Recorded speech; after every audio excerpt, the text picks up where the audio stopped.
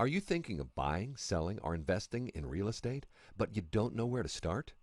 Have you searched for a realtor who will be nearby when they are needed, who will answer your calls and emails, who will go the extra mile to ensure your every need is met, who will help you with sourcing and supplying contractors while negotiating the best deal possible? Do you need a realtor who does not believe in high-pressure sales tactics or other gimmicks? Then you need me. My name is Steve Roy, and I offer a full-service professional sales and customized marketing package for my clients. I am helping clients with buying, selling, and investing. I will build a custom plan to fit your needs. I will work closely with you to ensure that you achieve your goals. My services include not only an analysis of your local market and correct pricing, but I will also help you to prepare your home for sale and make it look as desirable as possible to buyers by providing expert advice, using professional quality photographs, and compelling descriptions. Let me help you minimize cost and maximize your profits. Call me today, 207-649-8522. And I came here in 1986 to run it for myself, and I signed the papers, and I was owner of the Red Barn Incorporated. People come in here for the experience, more so than I think anything else. And they love the fact that somebody's actually taking the time to listen. Maybe you learn in proportion to how much you listen and care. If you can find that balance between doing what you love that isn't really work, that might pay the bills, and can resonate with people, and actually to some extent help people. Without my customers, I would be doing what I don't love, guaranteed. Okay, welcome everyone. This is the first of our every other week budget meetings, and we did pass around an agenda, so you'll see on the agenda tonight that the council is going to look at 6 different city departments. We have like 14 or 15 different accounts in all, so every other Tuesday we do 3 or 4 or 5 or 6 per night. So tonight we're going to start with the finance department. And these meetings have always been on an informal basis, but I think it'd be appreciated if, when we go through the individual departments, if the council has questions first, and then we can have questions from the audience and go at it that way. So what the council is looking at is the city's budget through Finder. City budget's online too, so if you ever come to one of these meetings and you know that the finance department and the city clerk's department is coming up, you can always print off those pages and bring them with you. And this is available on our website. We do not, as of yet, have even a draft school budget, so we don't have those details for you. But the city budget is available on the website. If you go to city departments under finance, actually I think it's right on the front page. There's a link under the news, maybe I saw. Yep. So it is available, and if there's anything that anyone doesn't see that they would like, we would be more than happy to do our best to get that to you, because it is all public information. So basically tonight's session is just to review these 6 departments. There's not going to be any discussion about the big picture budget, at least that I know. So we're going to start with the finance department. And when this budget was prepared back in December, early January, Chuck was still with us. Since then, of course, Chuck has left. Heather came in at the end of January. Good time. Yep, just in time. She's caught on remarkably well. I really have to say I'm very pleased how fast she's taken over in terms of our financials. So that finance budget is on page 15, I guess, of your budget books.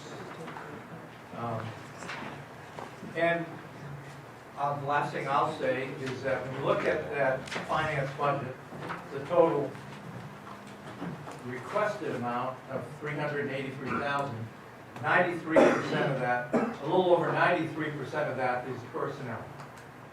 There aren't a lot of other items within the finance department budget. There are no fire trucks, there are no plow trucks, there's no heavy equipment. It's basically personnel behind the counters. Mostly group health is, Yeah. Group health has increased across the board for every profession. do you have that percentage for our plan? And just maybe we could, I think it's at an initial meeting, might be good. I know we had that other meeting, but might be different people here. Just explain kind of how our health plan works, a little bit, how the rates are, what would cause the rates to go up, and then what they've gone up as far as percentage. Well, I think it's important to go back 2 years when the city had all the employees switch to a lower cost plan, lower cost for the city. It's also lower cost for the employees. Unless there's serious health issues, then the cost of the health insurance actually ends up being more for the employees with this lower level plan. But anyway, we went from what was called the POSC 2 years ago to the PPO 500. There was quite a bit of savings 2 years ago when the city did that. Unfortunately, in the last 2 years, we've had some very, very serious claims filed as part of our health insurance, so our rates went up 15% starting January 1. In 2016, for health insurance, there were claims that were 140% of premiums paid, meaning the insurance company paid it 40% out more than they collected from us in premiums. In 2015, it was 15% more than what we paid in premiums. So we've had 2 rough years. So consequently, January 1, our health insurance went up 15%. We're on a calendar year for health insurance. City budget's on a July to June fiscal year. So we have 6 months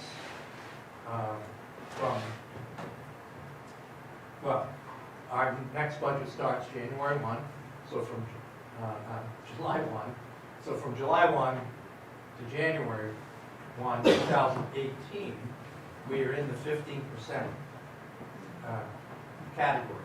Right now, we're operating under, wait a minute, I'm getting mixed up here. Backwards. Right.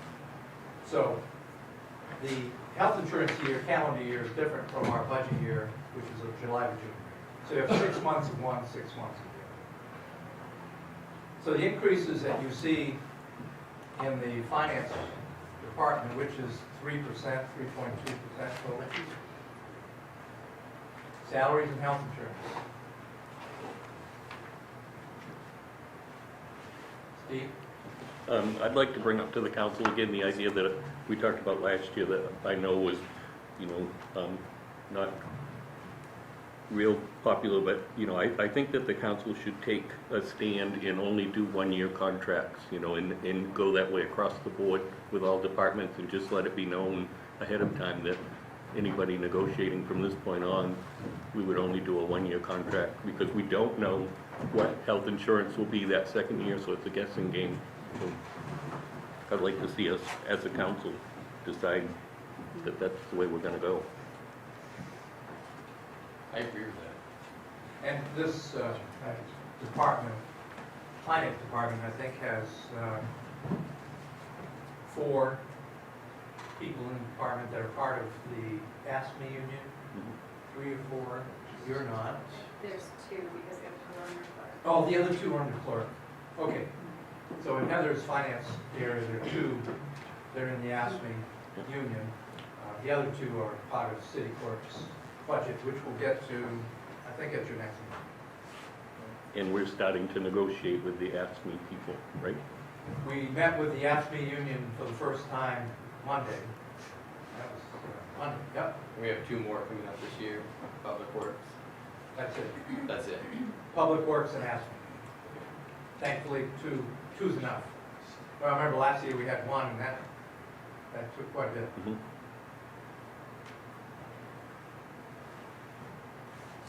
The only other, So hang on, I just find like there's not a lot of discussion. Sometimes like someone like Steve might mention something pretty serious, and we kind of just move on to the next thing and wait maybe for an executive session. But I think it'd be great to get some council discussion on some of these ideas.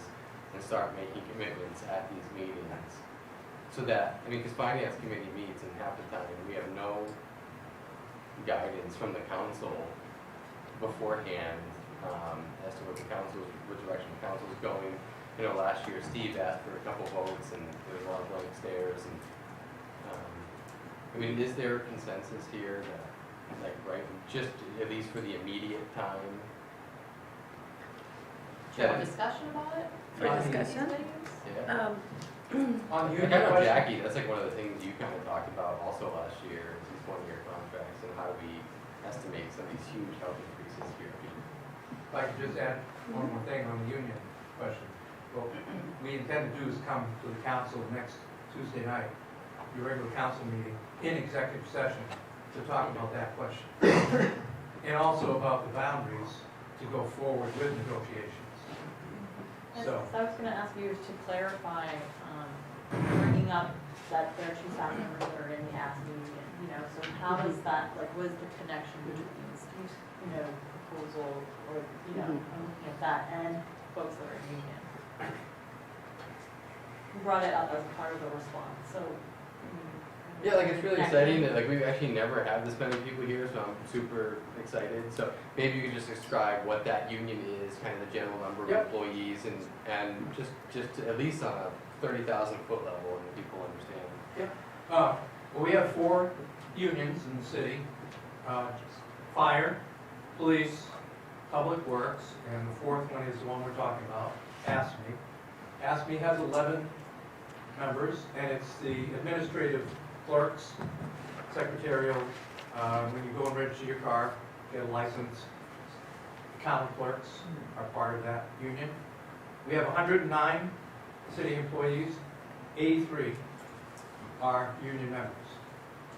And that's because by far, our 3 biggest departments, police, fire, public works, are all union.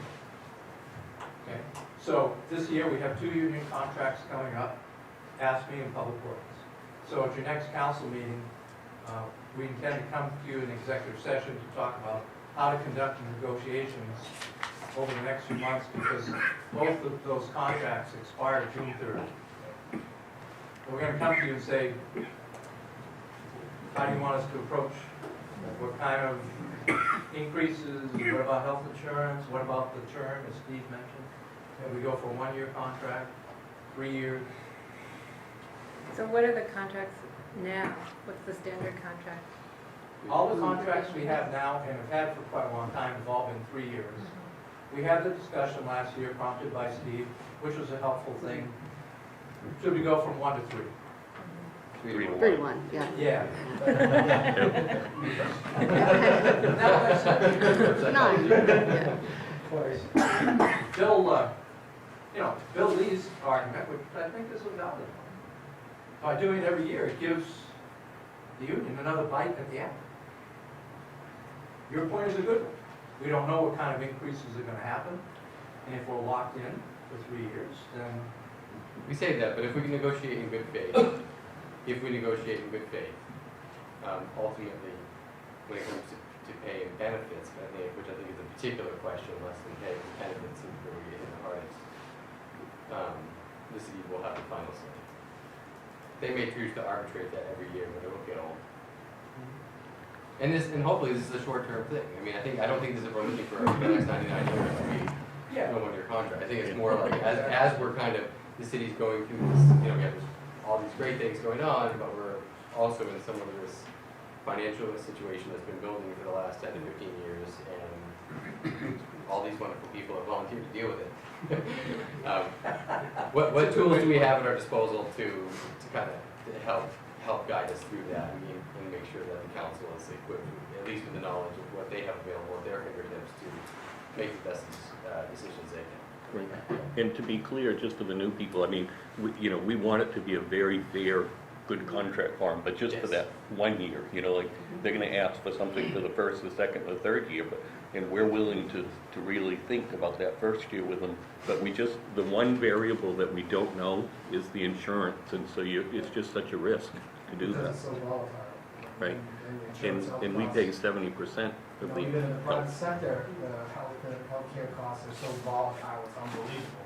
I mean, I know of many businesses that are changing out and going to higher deductibles and fringe benefit trims and all those other kinds of things. So definitely, I think we should conduct ourselves as a business. And I think we should conduct ourselves in a fiscally responsible manner and looking out for that and making sure that we are giving the best to the city that we possibly can.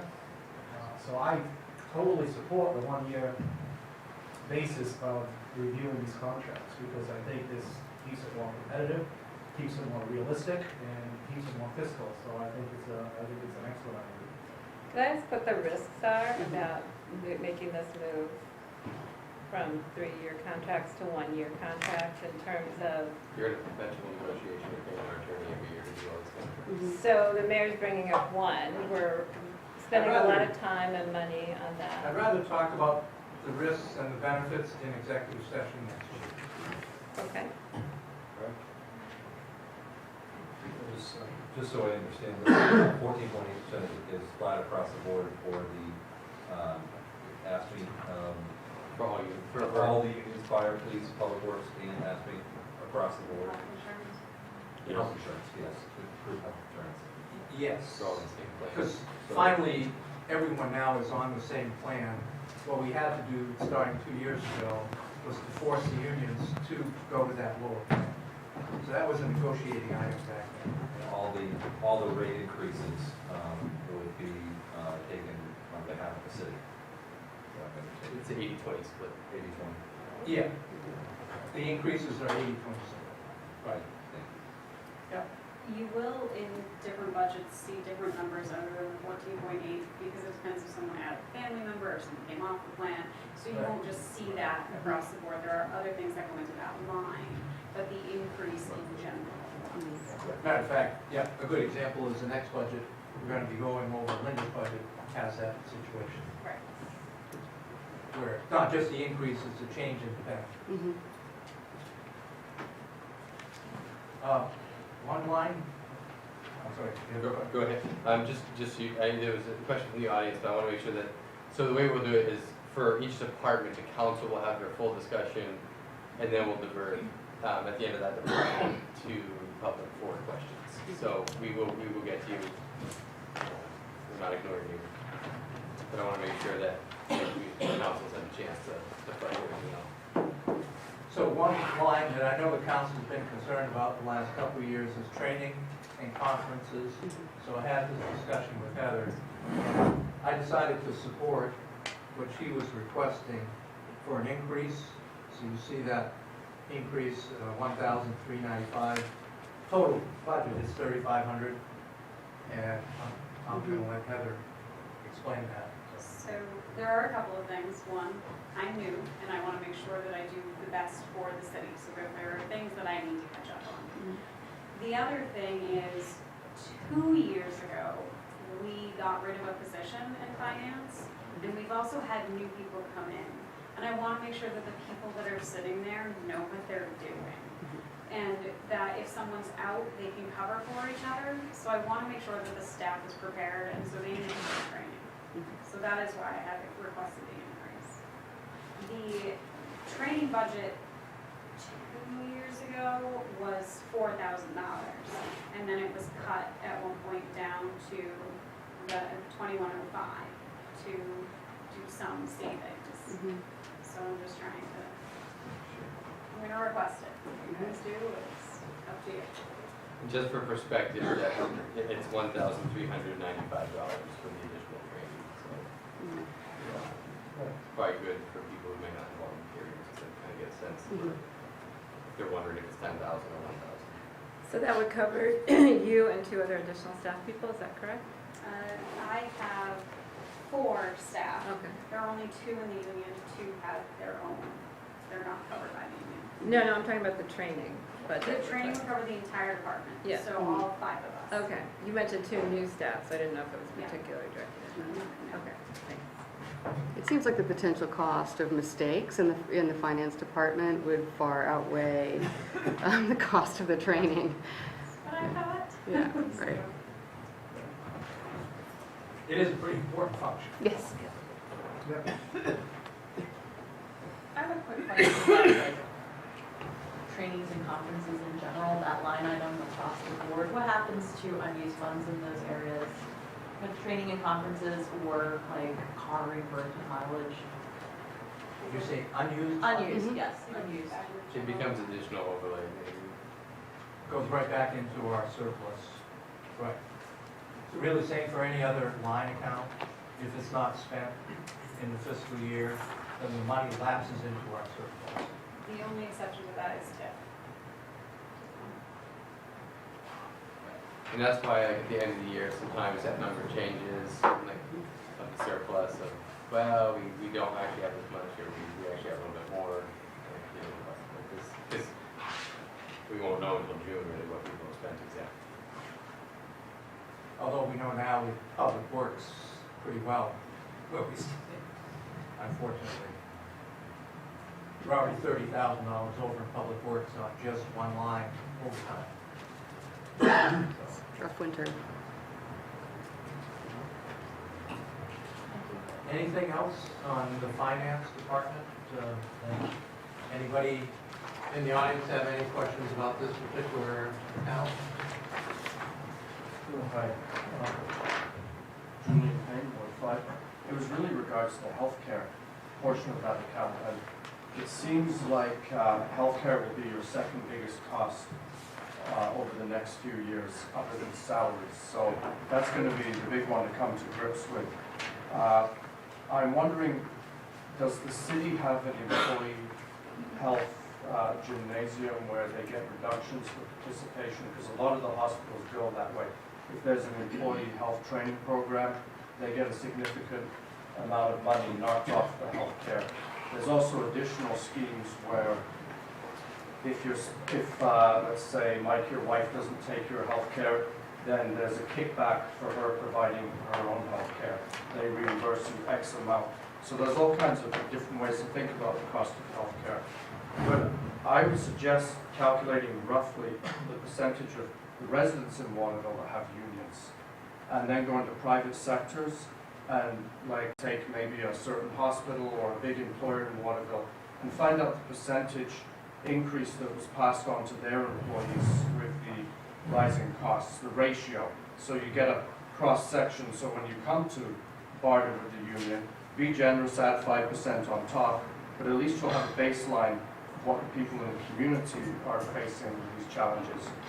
And I think that if you get to the point where, you know, the people, you're working for the people, but you're getting, the package is stripping the taxes off the people that are trying to keep up with the healthcare costs that are rising for the city. So that's going to be an interesting one. But I would certainly pull, I know my wife was a nurse, pays $1,000 a month, or did, and the deductible is $15,000 for the family, and it was pretty much catastrophe insurance at that price. So the average bill at the end of the year was close to $18,000 as a nurse, for a family plan, not for a single plan. Right.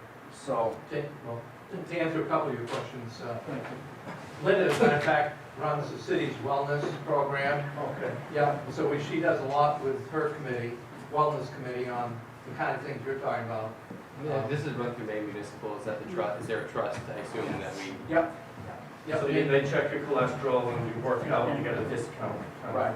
Yeah. City does also provide some financial support for people who have gym memberships, providing they do certain things to keep up their memberships, and the city does provide a small stipend if you want to do that.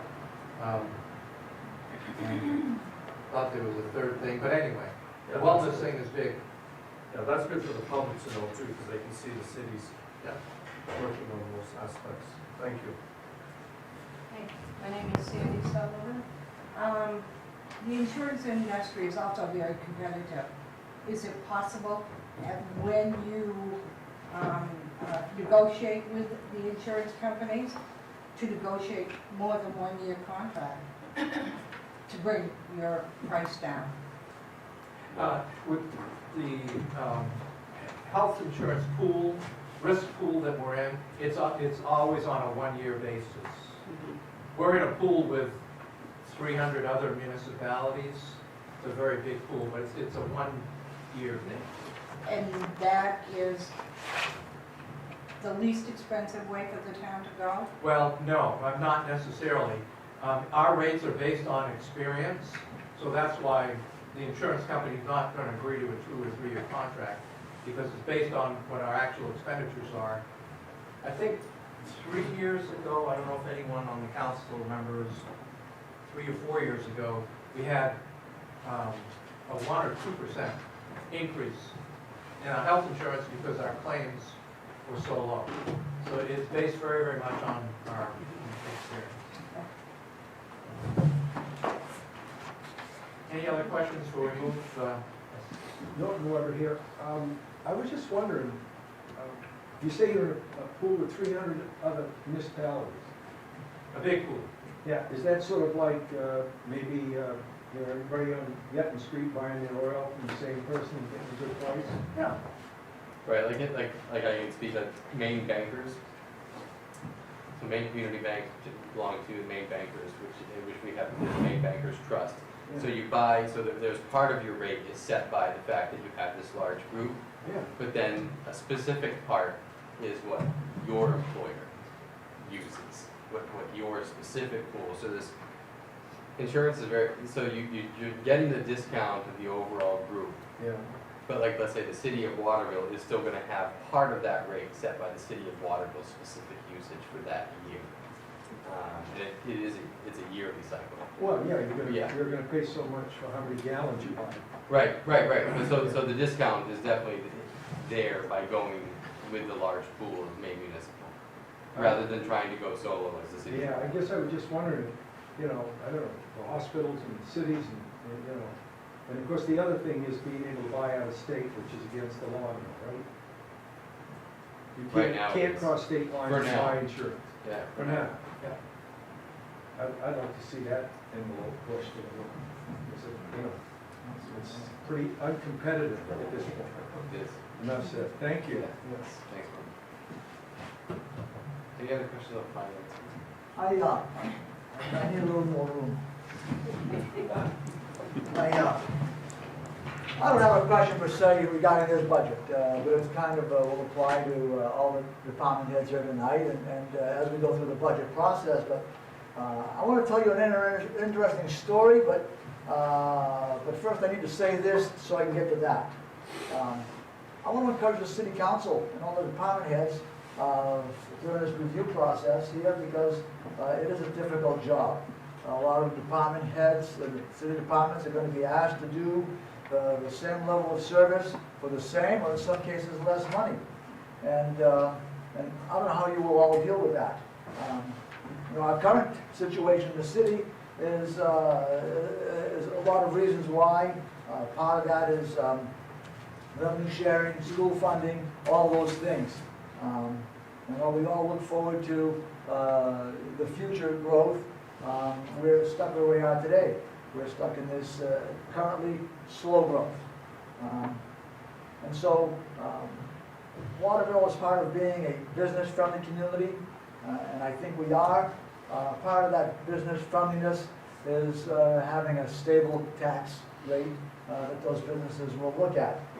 And so I encourage you to do all you can to hold our mill rate and save us taxes. But here's my interesting story. I just want to ask how long this is going to be, otherwise we'll ask you to wait till the end. 30 It's seconds, not specific. and I'm done. All right. So, anyway, I'm walking my dog on the Shores Road, and we all know the condition of the Shores Road. You folks here know it, you've been aware of it.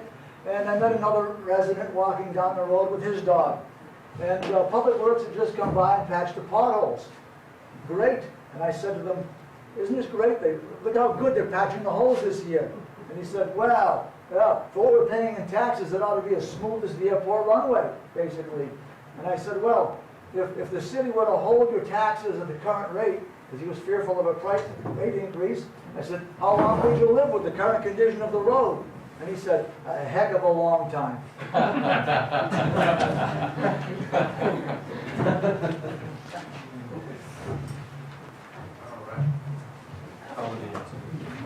Anything else on the finance budget? If not, we're going to go to health and welfare.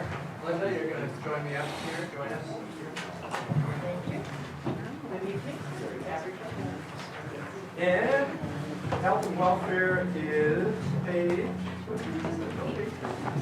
18. Now this budget has two pieces. One is the piece with Linda and the two people in her office. There are three in all. Okay, that's page 1. So that's the administration part.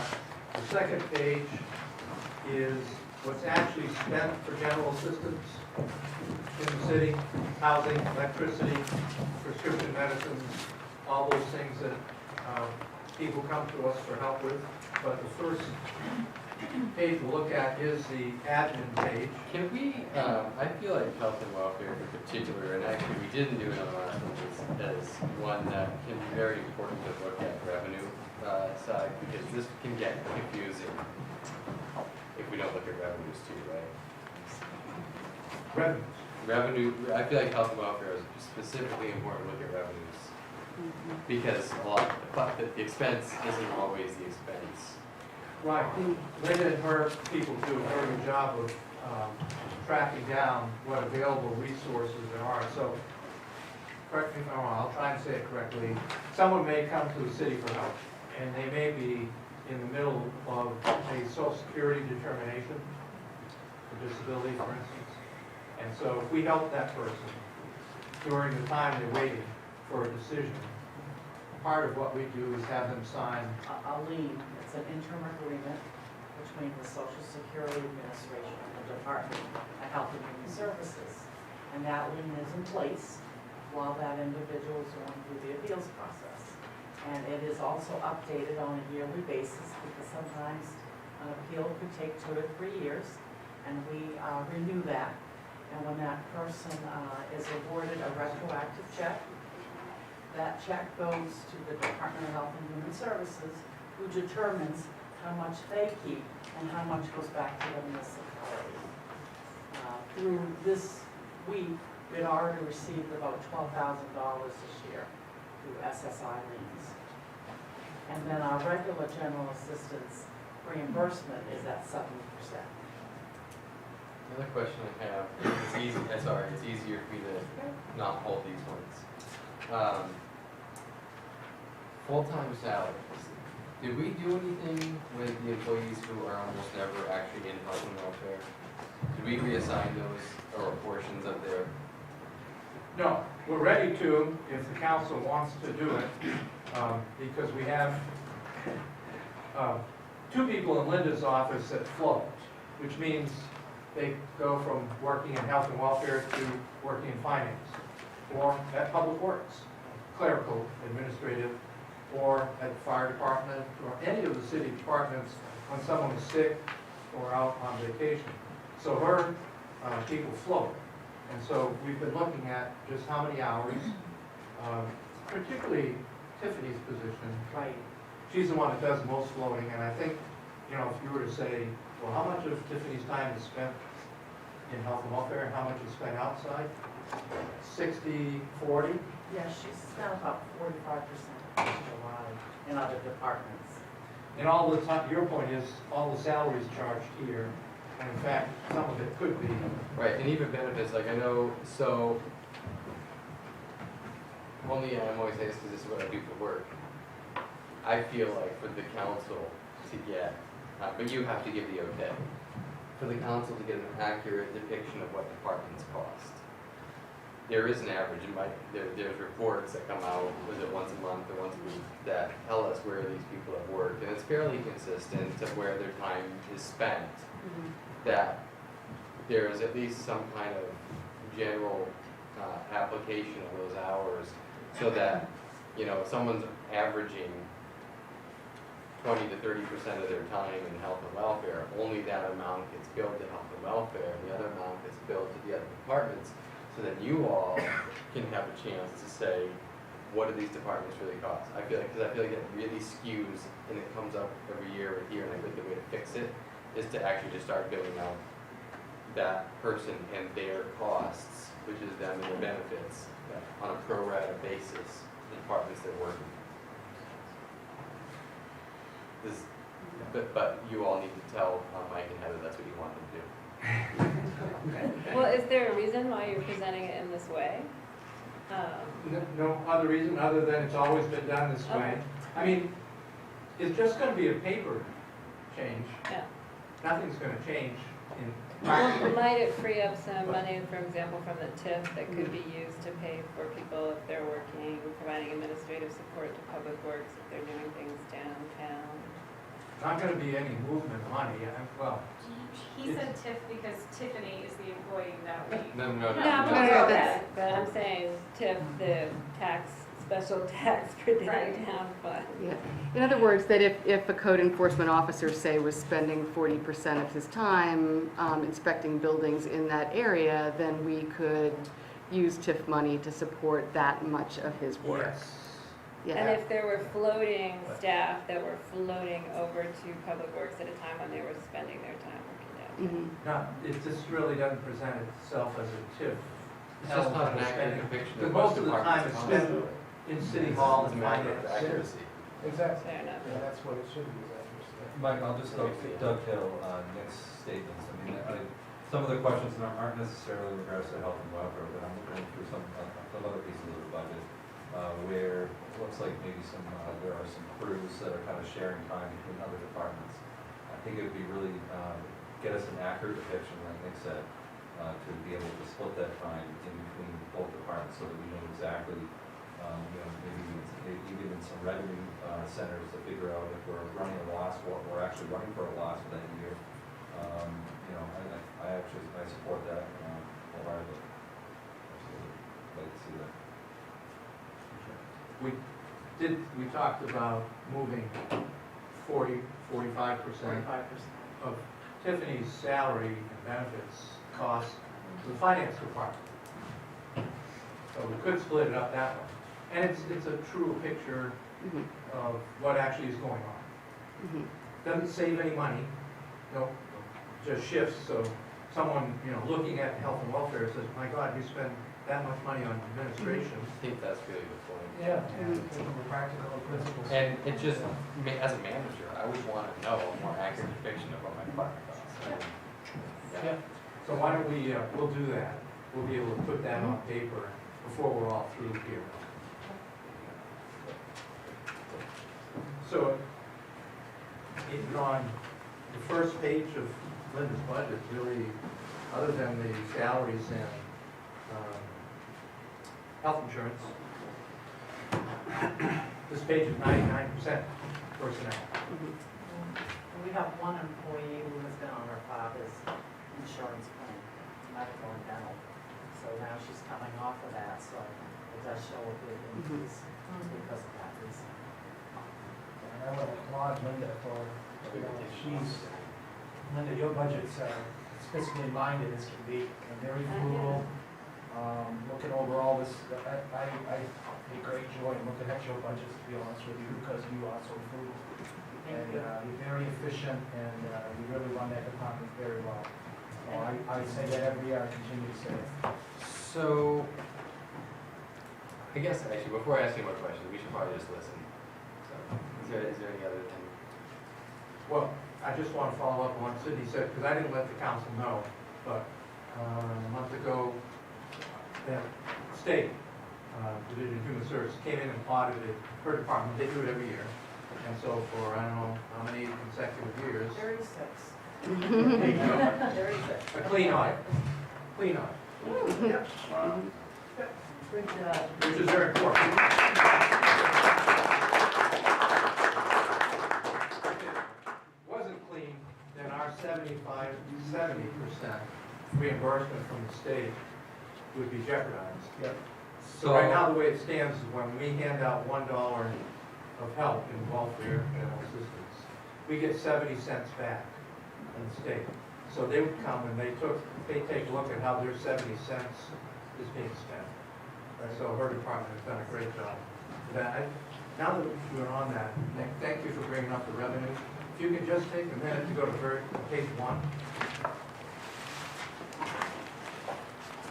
You'll see the revenues that Nick mentioned on page 1. one, the 1, 2, 3, 4th block down. You see a line that says Yeah. miscellaneous revenue, welfare reimbursement revenue. That's the 70% reimbursement. State welfare reimbursement and miscellaneous welfare reimbursement, those two together, would go against. The second. Our costs. So, more, because I know you guys don't have all the handouts, the departmental request for general assistance is $73,000 money given in assistance. The reimbursement from the state would be roughly $56,000 of that. Now that's come down, our welfare's come down significantly in the last 3 years. The The year. total, because it used yes. to be over $100,000. Well, the city's cost started to come down in 1992 when they made structural changes. Or just even what we're giving out, I noticed. That's gone now. That's gone now because there've been a lot of program change to the program at the state level. We used to spend $250,000, $300,000 a year because the assistance and the determination of assistance was very different before 1992. And ever since that time, they continue to make changes to the program where there's a lot of client accountability with how they spend their money and how we look at it. So that's changed how much somebody is eligible for, or even if eligible for assistance. I know there was some initial proposals this year to really restore, that would take away the state reimbursement for this, but they would also restore local control over where this money is going. Is there any follow-up on where that might stand in the state? I know that the governor has a proposal to eliminate general assistance, Right. and I haven't heard if they've had a public hearing for that yet. But there are many, many general assistance bills that have come in front of the legislature. But I don't believe that one has yet. So that would be a $50,000 hit, $51,000. $60,000, right, altogether? But it would also give us control over where we allocated dollars for people who we would decide who needed help and who didn't. That was And we wouldn't get any dollars to allocate. But, And we wouldn't get any dollars to allocate. Yeah. yeah, I mean, that's the that's- difference between 55 and 73. Yeah. So 60,000 left out. So the second page are those expenses that Linda and her staff make decisions on.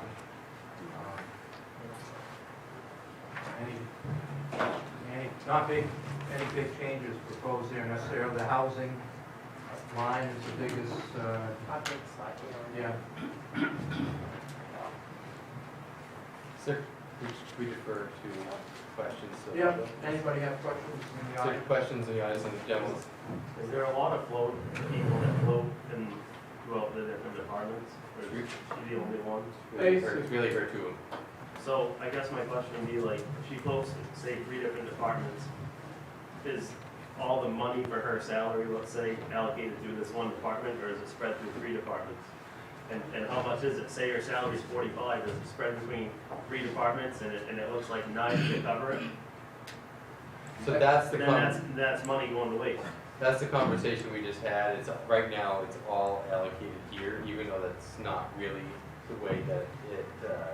But there's it no is. triple accounting. There's no like Yeah. full salary in 3 departments. No. So I think what the council just had a discussion of was that if someone is spending 50% of their time in Linda's department, only 50% of their salary should be billed to her department. Right. Yeah, and so that we will I'm have. just saying, how's it been?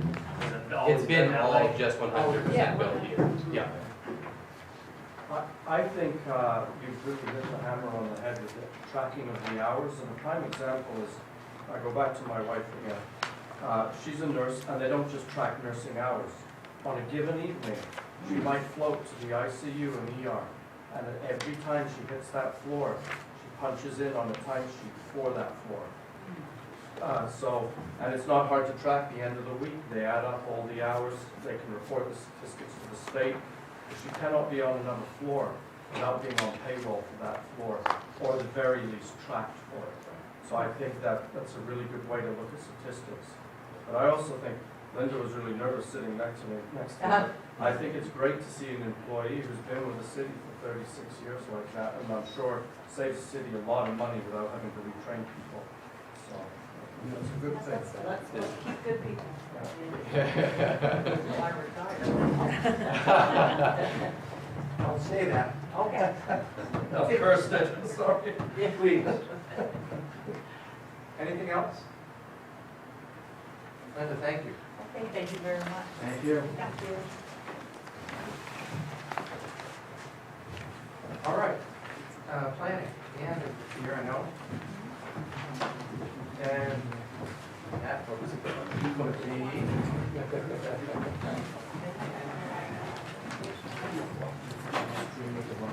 29, 30. Page 29.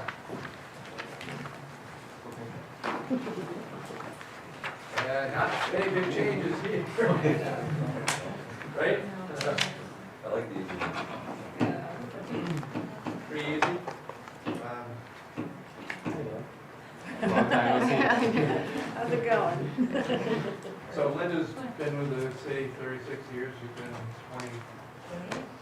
28? Wow. Yep. We are very fortunate to have the employees here.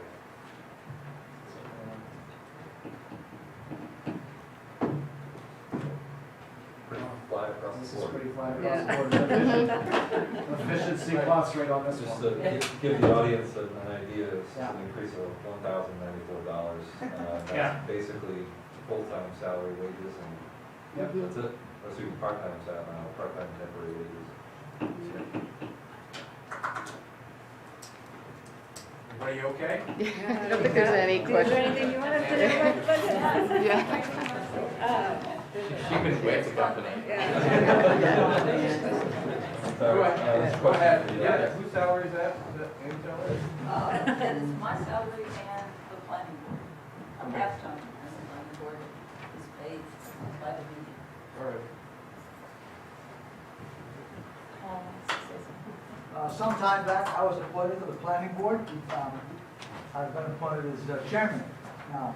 But when I first came on board, the efficiency of City Hall, I filled out a whole bunch of forms, and lo and behold, after a meeting or two, I got a paycheck, okay? And I thought it was a volunteer job. And I'm just here, I just want to say publicly here tonight that I'm going to request that they not pay me for the meetings I go to. It's a small thing, but I think it's something that I can do. I look at it as my duty of serving the community. And so, anyway, it's just be that much less money going into my wife's lingerie account. And she's gonna have to make do with that. And the last thing I will say is the city planner's position is to the reporter's gone. No, on television. The thing is that, you know, I was code officer here for a while, and I worked with Ann, and I still work with Ann, and when the day comes when she leaves, and because we all eventually leave, that will be a difficult position to fill because of the institutional memory that she has for the ordinances and everything else that goes on in the city. So I just say, well done. Thank you, Paul.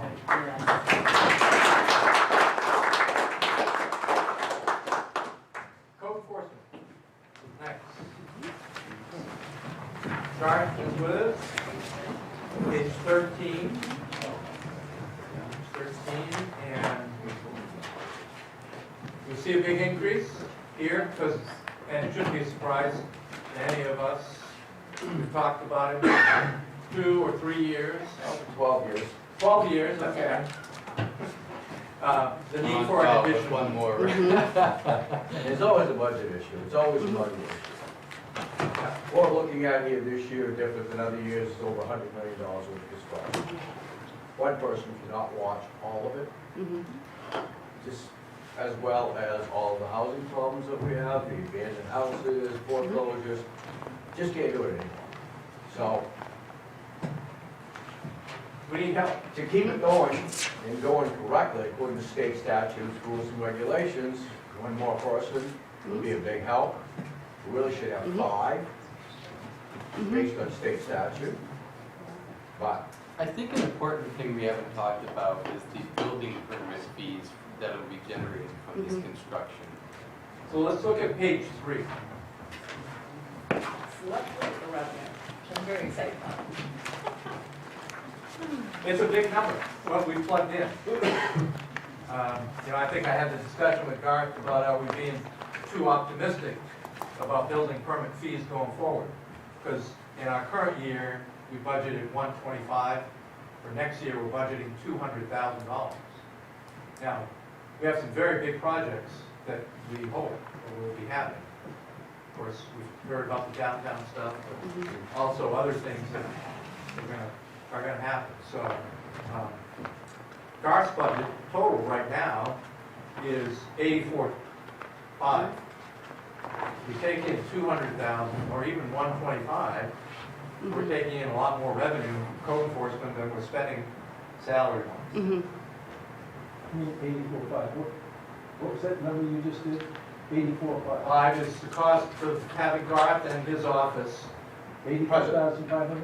84,500. In the positive, meaning they'll be taking in a lot more. Oh, more than what they're spending. Right. Okay, I'm sorry, We spend 85 and we're taking in what we hope to be 125 this current year. No, the department total 140,900 total codes and planning department revenue, projected revenue. Right, 125 is building permits. It's just the building. Just the building That's permits. the biggest piece of it, but we're talking about close to $141,000 revenue for the Okay, department. You're including electrical and plumbing too, which probably should be included. You're right. Yeah. I look this up 141. Yep. Yep. Now, and in the past, we've talked about this additional position as an assistant, but I really have come to believe that if we are going to hire a new position, it should be on an equal level, and I think you agree with this too, Brad. Yes. It should be a fully licensed code enforcement officer, not just someone that's an assistant, but someone that can eventually step in and do his job. Yeah.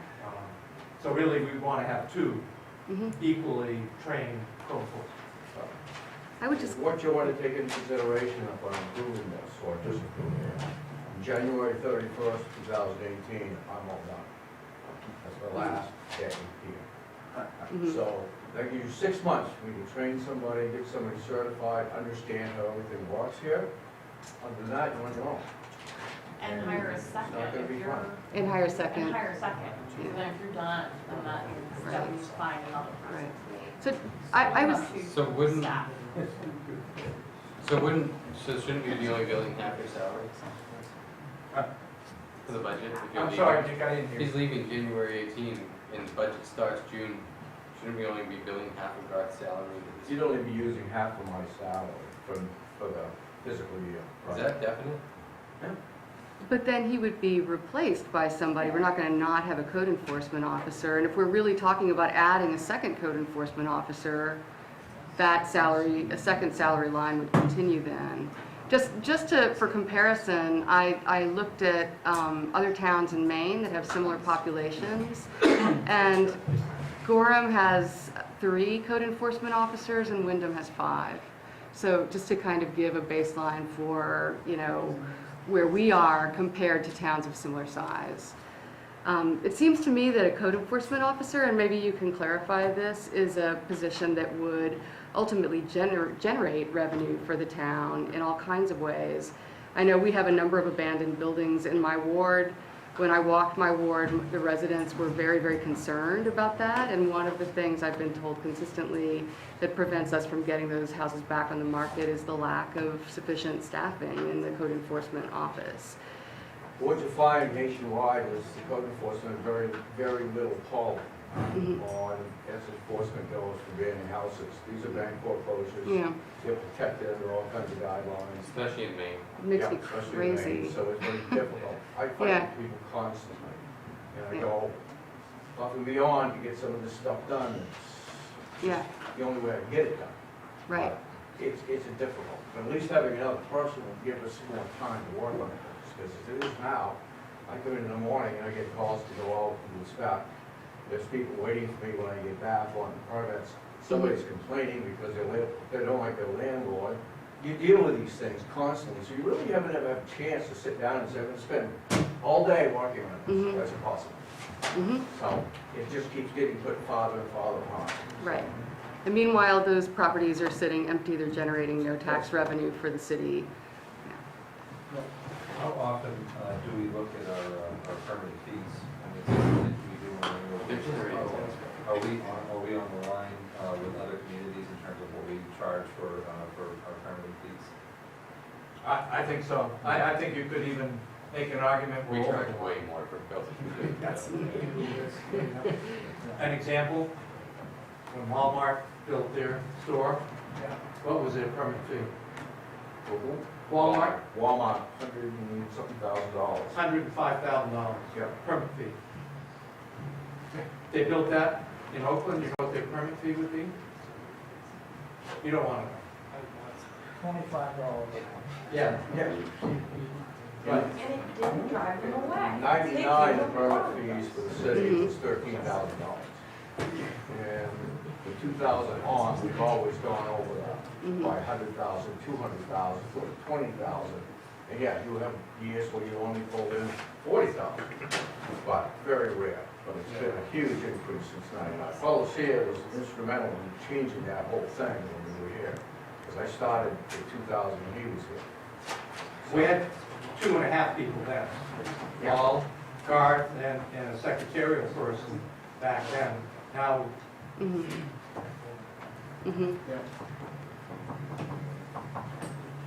have something you want to add? You want the short version? Yeah. No stories. No, no stories. Yeah, when I started here, for a long time, Waterville had 2 code officers and support staff, full-time support staff. And then it was Garth and I, and with the part-time support staff that we shared with planning, the watchdog person, and then I left. And he's been all on his own for over 10 years now. But when I started here, Mayor McGore, they wanted to bring code enforcement up to speed, and we looked at other service center communities, Portland, Bangor, and a few others, and it was determined that 2 code officers should be here.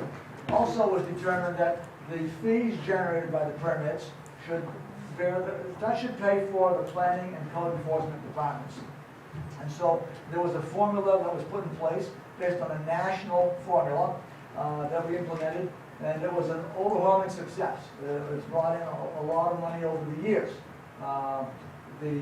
The theme of that process was that it should be adjusted year to year so that you only take in what you spend. Well, in Waterville's case, it's taken substantially more funds, 1 code officer. And talking about permit fees, I know, Walmart, new houses, okay? It's not unusual for a $1,000 permit to build a house in this city, $1,000. Tying to the city sewer is a $750 bill, okay? That is expensive. And, but you help How put many those homes seats. have you built? You've built a lot of homes. we've built a lot of homes in Oakland, and we're going, I think we're approaching 30 homes now in Waterville. And there isn't a day that goes by I don't wish my land was all in Oakland, okay? Now, don't think of that as an insult. You ask some of the people here that live in Waterville, okay? Because now, when we first bought the land and started the subdivision, it's got nothing to do with this, but the tax bill was comparable. Now, it's almost $1,500 to $2,000 difference from one house across the street to the other. And it's making sales very difficult. Anyway, I'm not going there, but I want to speak to the code enforcement. From my point of view, he's there when I need him. He's knowledgeable, and I still have dreams of, Mike wanting me to come back as a code officer, and I'm running the other way. Although there are some days when it's cold and it's wet, it would be nice being a code officer again, but no, I'm happy where I am now. All right. he can use some help if. But good information when we were in that, we just read articles about housing crunch, what might be causing a hard time for people to build. Yeah. Okay. Other, Any questions from the council? I guess, yeah, we'll start. Comments. I think we have this is a lot of information, I think a lot more than what we anticipated to hear tonight, like hearing about your future retirement, Garth, and that's gonna definitely be something that we're gonna need to be thinking about. Because hiring not just a half or potentially a second full-time, but also, a growth placement, so. We'll have a lot to think about and discuss. I had a question, like this is kind of around some of a lot of the other pieces of the budget. Can you explain the car allowance versus going with mileage? I'm assuming the extra 4,500 will be for the additional code enforcement officer. What's the difference between having a car allowance versus mileage, and we scored that for? well, if you're gonna reimburse someone just on mileage, there's no way that reimbursement can cover the cost of having to supply your vehicle to do your job. Because the distances he travels in a city as small as Waterville are very, very short. So he might go from here to Pleasant Street or here to West River Road at 50 cents a mile. 173 miles per week to make up for it. So for a new person coming in, maybe we don't want to do that. That's the question. Well, that's one thing we can continue to talk about, right? Right. I mean, in the private industry, they're gonna have mileage and that's it. I mean, you're not gonna have a car allowance. Unless the mileage, really the purpose is if the mileage would be more. You know what it would cost you to supply a car for code enforcement officer? $25,000, $30,000 a year. Insurance, payments, maintenance, gas. Right now, I put 8,700 miles on my car last year for the city. $4,500 back, that still doesn't cover any of my costs. So, if you cut the allowance, like a lot of cities, Portland, and some of the bigger communities, they're supplying cars. So that's an option that you have. Supply vehicles.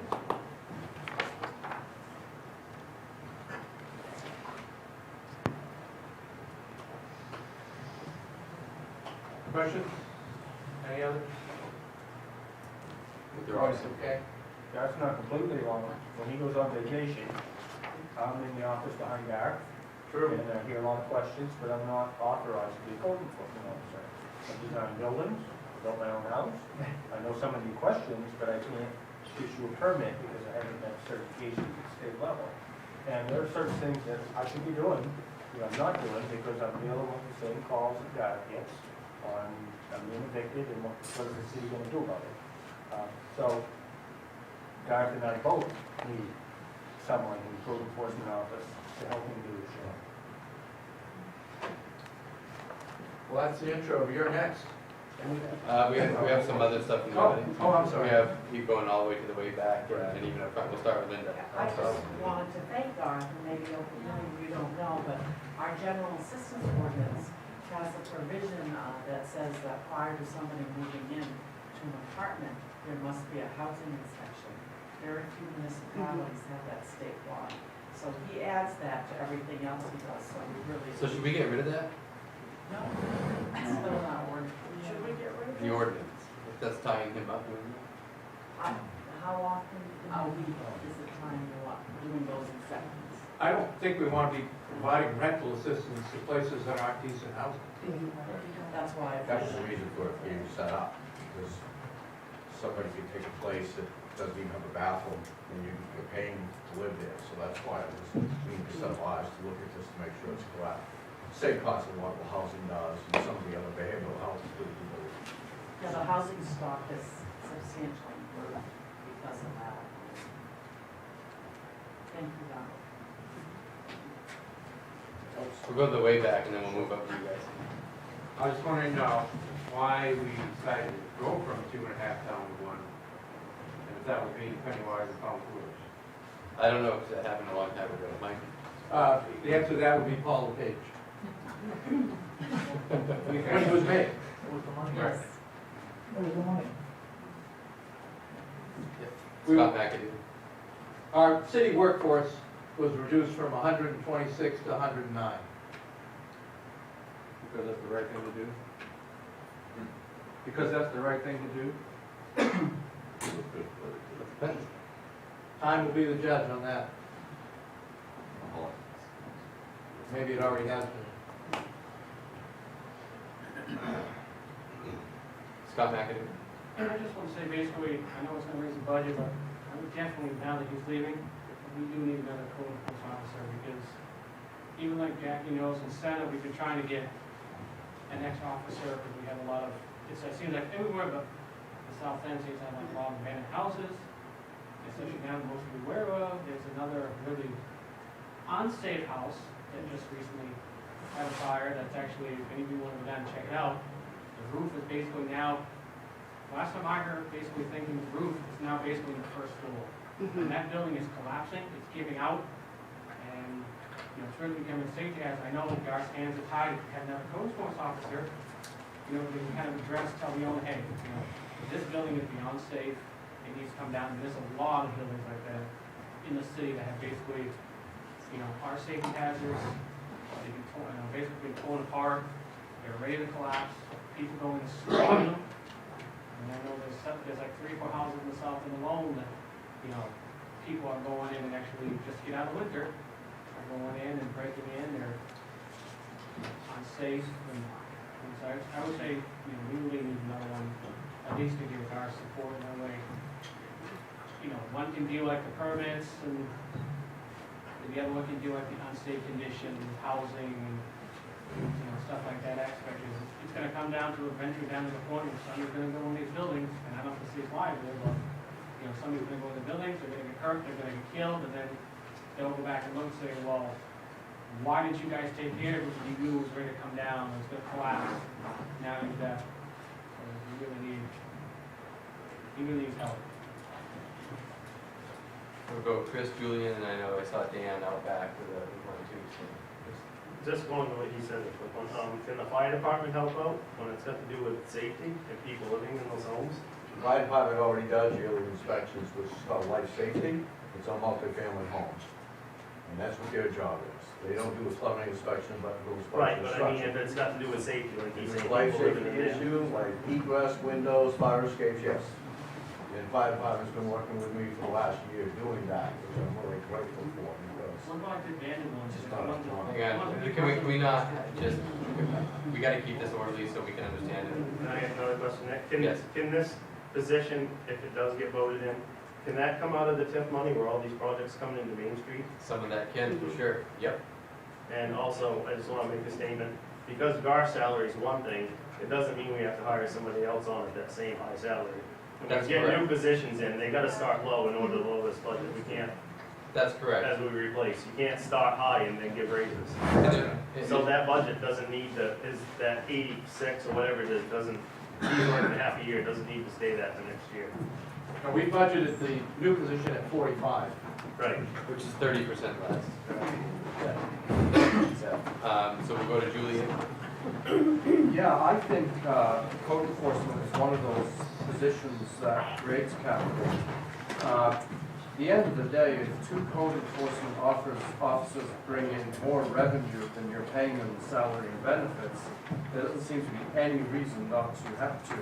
And if you're looking at having 2, you would think that Garrett's a train 2, being as he's leaving in 6 months. You know, I mean, there's vacations, there's obviously one of them would like some time off in the summer. At the end of the day, it's down to the map. If they can bring in a couple $100,000 a year for the city, even if they're breaking even, they're providing a service and it's not a cost to the city. So that's just a thought. Dan? The last couple of years, I've attended a few budget meetings, and Garth has mentioned multiple times about wanting to retire. Why is the city waiting until now to talk about hiring another?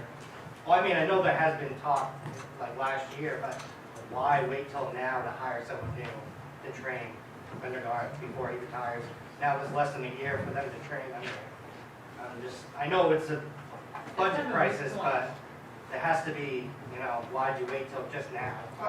Sure, because for one thing, we haven't been planning for $266,000 in fees, And when push comes to shove and we need to lower the budget and the mill rate, you know, that's what I always say. We can provide whatever services people want. There's a cost associated with all of them.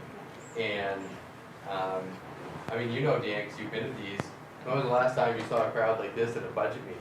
Almost never, right? Right. I mean, you've been here filming, so, I mean, it's just one of those things, like, I think, when there's a new position, it's probably easier to cut and fire.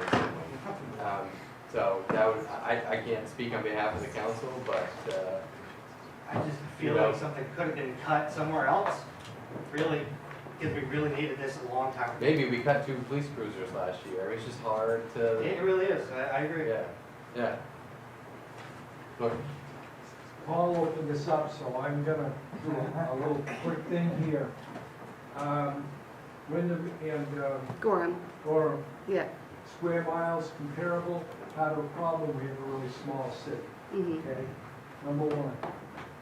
And a lot of our non-tax, we're getting more non-taxable property. Thomas is buying a lot of land going up with things. Demographics, I'm getting older, and I think a lot of the population is too. Therein lies the problem. Okay, you're getting young people coming in that are gonna be doing things. We want to get we're young gonna people. have to have Yeah. I mean, we need more young people moving in. Yes, we do. Yeah. We're gonna need Put old people who a sell 300, services. I'm for old people too. I'm for old people and young people. You want 'em all. Right, yeah. we're gonna need 300 additional parking spaces. I don't know where you're gonna do them, whether you're gonna have a garage or what. Okay? I think the solution, and I've mentioned this before in the emails, I think, to these gentlemen, I'd like to see at least $1 million a year cut from the budget, okay? Which amounts to about, if you do it over 10 years, it's 2% a year. If you do it over 15 years, it's 1.5% a year. You've got to get, it's been 15 years that this has been and now, wham, we're hit with it, right? The budget's just too big. Now, don't scare me with plowing and all of the little things. You gotta do it from the bottom up. You gotta save the plowing, you gotta save the paving. You can't say, well, you know, you're gonna lose all of this stuff. No, you gotta keep those things. The school department, teachers, you gotta have teachers. Work from the bottom up. You gotta have guys on the street, the police officers. You gotta, but if you do it a little bit at a year, a little bit a year, everybody knows it's coming.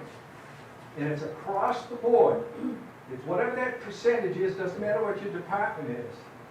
That's where the cut is.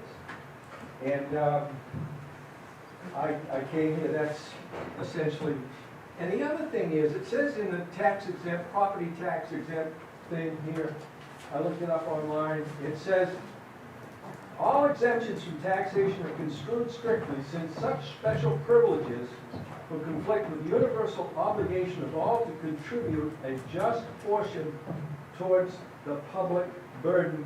And there are cases here. Tax exempt properties need to be mindful of this part. Just a just proportion towards public burdens. And I know that colleges are exempt because they are either literary, they're literary and scientific. It took me a long time to figure out what that meant. I was looking for, you know, places of higher learning. It doesn't say that in the property tax exemption thing. It says, anyway, I want to thank you for letting me get my vote pace. I would agree with that last part, because I just got the statistics today, and I think that I don't have a whole discussion about this tonight, but I think it's something that I've been looking into, and I think it is a discussion we need to have going forward. Statistics were compiled between our 2 colleges and 2 hospitals here in the city of Waterville. And in the year, the last budget year roughly, we are police and fire calls between the 4 institutions, the colleges and the hospitals, were 650 calls total for police and fire. That's almost 2 a day. And so this is a discussion we need to have about, you will hear more because we will be approaching these I institutions. thought you were gonna to shoot be, me. no, we will be approaching these institutions because these are statistics that are hot off the press. I just got it today, and there is. We got a great city here. I think everybody, everybody needs to be mindful of, we want to keep it going. Yeah. And so this, and that. Thank you. Oh. Can I ask a clarification about that, with the statistic? Does that include ambulance calls going to the hospitals? Because that seems to be a function of their existence. Well, it includes rescue, but our rescue doesn't transport, so Okay. it would not include ambulance. Okay, just clarifying that that's the number, that's not ambulance calls. Okay. Gary. But it's important. I have a question. What is the average cost per employee, including overheads, which obviously would include insurance? I realize that there's such a variance, but you must have an average cost for all city employees. We'll probably have to follow up with you on that, Gary, but he has your email. Okay. Does it? Yeah. Female before? That's a few times. Is there any other questions specifically on code enforcement for Garth? Is there anything else you want to probably address from Brian Nail big ones? Thank you. Thank you. All right. Record round is up next, which is page 14 in your books.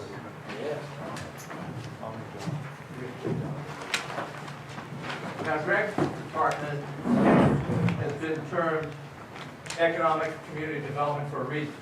It's because really a huge part of the cost with this department is TIF funded.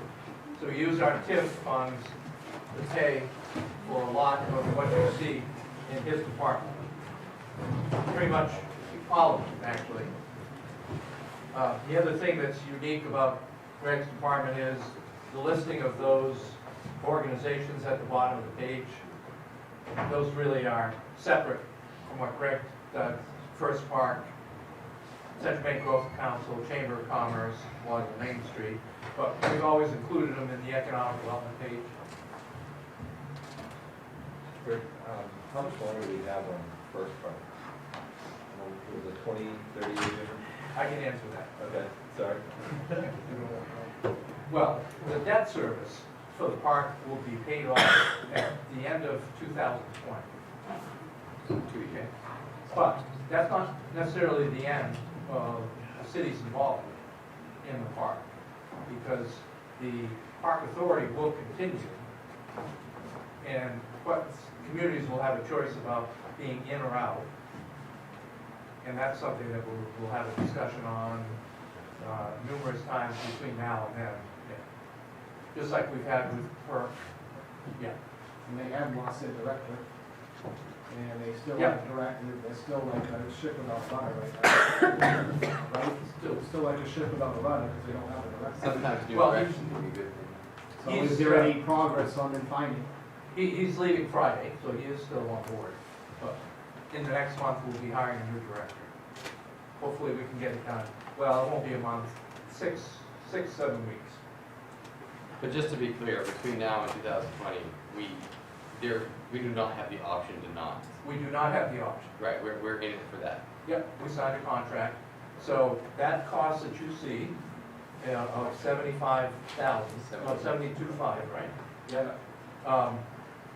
Has a revenue component of, is it 30 or 35? 35, I believe, which Heather will find for us in the revenue section. It is on very page 1, and it is 35,000. So the net is 72,500 minus 30. How about split time on your salary, Greg? Are you splitting time with other departments that maybe we could better categorize or understand where your time is spent? I occasionally do work for other departments, but I would say 95% of my time is in economic development, outside development. People interested in coming to Waterville, wanting to know, can they go here, is zoning proper, Ann and I got pretty much interchangeable in that respect, working with outside developers wanting to know how they can permit their business in Waterville. A lot with the downtown development too, since A little Scobie busy. stuff's taken off. A little busy right now. Yeah.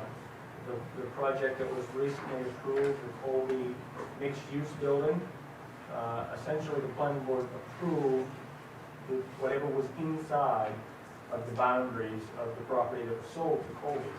However, outside of the boundaries, there's a lot of work to be done on city property. Sewers have to be moved, and that type of work, you really don't know what's there until you open it up. So, the way it's written, the city engineer will be cooperating with that developer, working out the details, probably on a daily basis. They'll be paying for those changes. They will be paying for all of the changes, and they're allowed to do the work on city property because they have to. There's sewer and water that run underneath the new building. So they have to relocate those, and they're 100-year-old lines, and there will be some difficulties.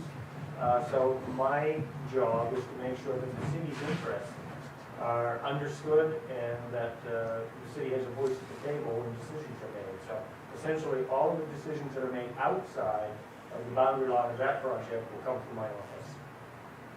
Talk about the dormitory. If we look at the bottom line on this one, though, there's not a real lot to talk about, right? Because the guy's saving us, 11% over last year. He's one of the smartest men we've ever met, so.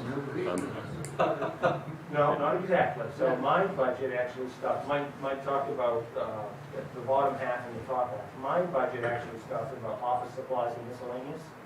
So my budget is going up a bit, and it's essentially 3% raise in income, my salary.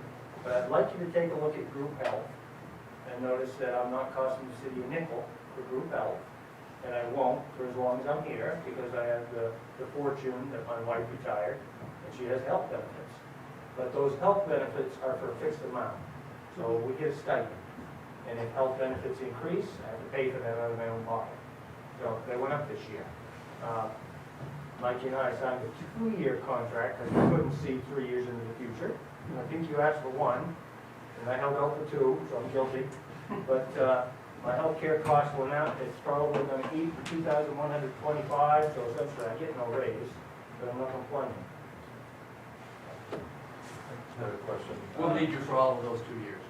We have Maine International Film Festival expenses at $2,500, but I couldn't find any revenue for reimbursement of those fees. I mean, is that something that we could look into as well? I mean, what exactly are the expenses? It's an outright contribution and has been for quite a while. The city has made to NIF Film Festival. I don't know how many years. Are down. Yeah, the restaurants do a lot of business. Yeah. Is that your, is this work that you do, or it has nothing to do with Greg? It has nothing to do with Greg. It's listed on this page because everything on this page comes out of TIF money, everything. You'll note, I didn't include funding for Waterville Main Street. I assumed that discussion would come at another meeting. I didn't mean to sneak it in, but I assumed we'd be talking about that at another meeting. Yeah, and actually I already met with the Waterville Main Street people individually and told them that it was not in my budget, and of course they'll have a chance to talk to you at some point. So Mike, do you have any, just an off-the-cuff question, AV cog, has that been a good decision? I'm taking that it has been, that the city has been able to absorb all of those essential or extra services that they could provide for us. We're doing very adequately on our own. I think we are. That was a hard decision last year because Waterville has been in KV Cog since 1971 or 2, and might know better than I do, but it's been a long, long, long time. But we had to make a decision last year to not fund that, just like we made a decision last year not to fund the second code enforcement officer, just like we made a decision last year not to buy police cruisers. I think our focus has been collectively with the Growth Council, because the Growth Council is, for those who don't know, we spend $38,500 at the Central Maine Growth Council, and because we share Garvin Donegan and that board and all their resources with Winslow and Fairfield, we are paying a fraction of what we pay to have our own economic development office. And I think Garvin has proven he's worth his weight in gold. And I think when you see Mike looking to cut some of the other organizations, it's a matter of where do we, conversations we've been having, where do we think our resources, our limited resources, are best allocated. And I think Best allocated. So when I thought of the Waterville Main Street money, I thought of the second code enforcement officer. For me, that was kind of a trade.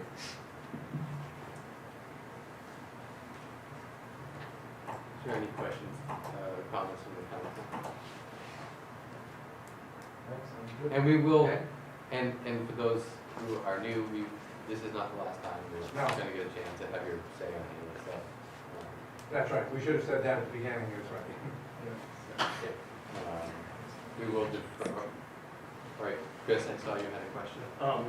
Greg, you said that you take a lot of calls from Garth from his office, but you don't have the state licensing. If you did have the state licensing, would you be able, do you have the time in the day to go out and do any of that stuff? No, there's, Gareth is already working at 110%, and not keeping up. No, but would you, if you had licensing, would you have time in your day to go out and do any of that? No, it's getting busier every day, that's good news.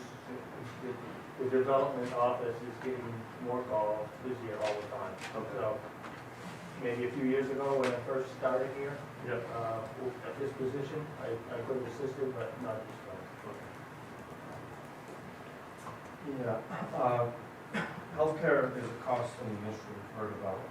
And your budget is open to the public, so I can see your healthcare costs, not yours personally, but staff. Of course, you had more staff, I would see the cost of the healthcare. I know, I In your understand. unit. But I think for city employees to come up and have to defend, no, I don't use it, or it shouldn't really be the public's concern when they stand up there, whether they have a spouse, a wife on there, because that's kind of confidential and HIPAA, and, you know, with a tough budget, you don't want to be made to feel guilty, or because I'm the employee and I have health insurance and I have a wife, whereas someone might not. So I think when they go up there, the public is absolutely can see the figures and numbers, but people shouldn't have to explain whether they've got a spouse or a child on that budget. I just don't want people to feel guilty about using services that are provided by the city for employees, that's all I noticed. Well, you notice I offered the information. Right. And the reason I offered the information is, it might have been more economical for me to stay on the city health insurance and have my wife on her own. Yeah. But it made more sense for me to leave and negotiate a bit with Mike so that I could cover my expenses and it saved the city $18,000. Yeah, it's admirable. I don't know, did I make a point? Yes. Yeah. Yes. The first part, we're obligated to do that by contract currently, but what about the other organizations? Are we still obligated to do to them, and as far as the amount given to the Growth Council, what direct revenues does the city get from that? What direct benefits do we see? Well, I'm not sure I follow it, though. sure. So what direct revenues does the city receive from the Growth Council? I would say that's probably harder to quantify, just like if we had an Office of Economic Development. I can tell you that they were key. They played a key, like Garvin played a key role in some of their board.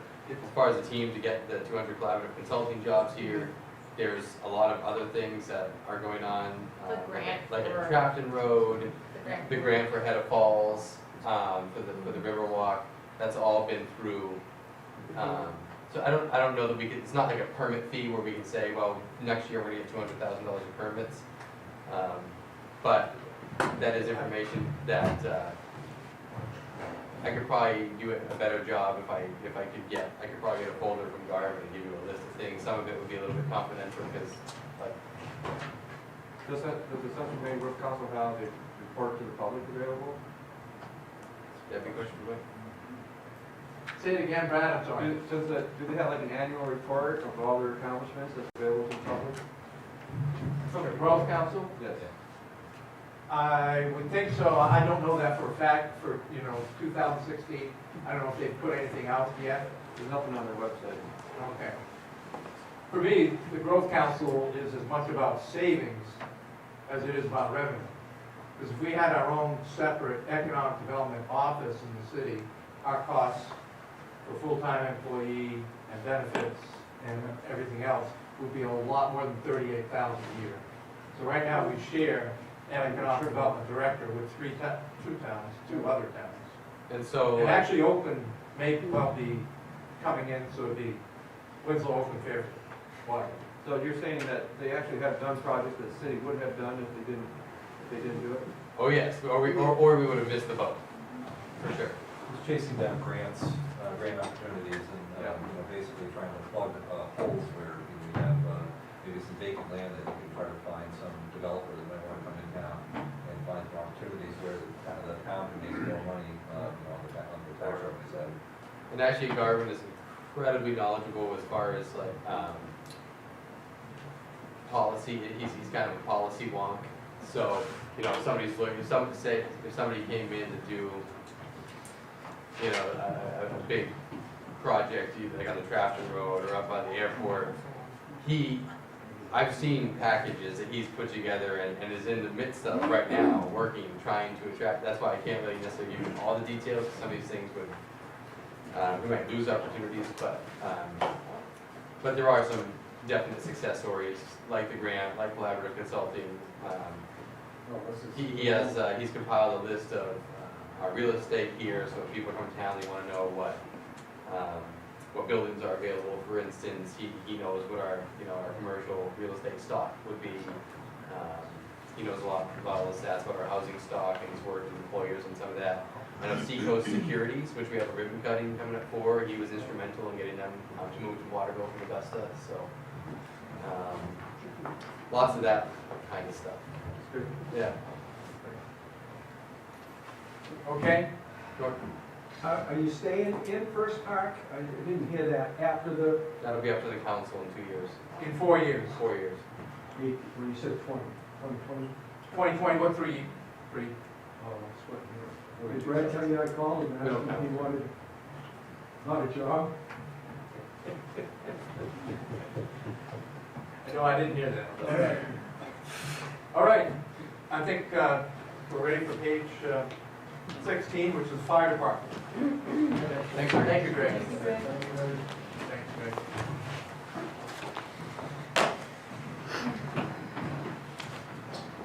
Now, this one's got a few moving pieces. So,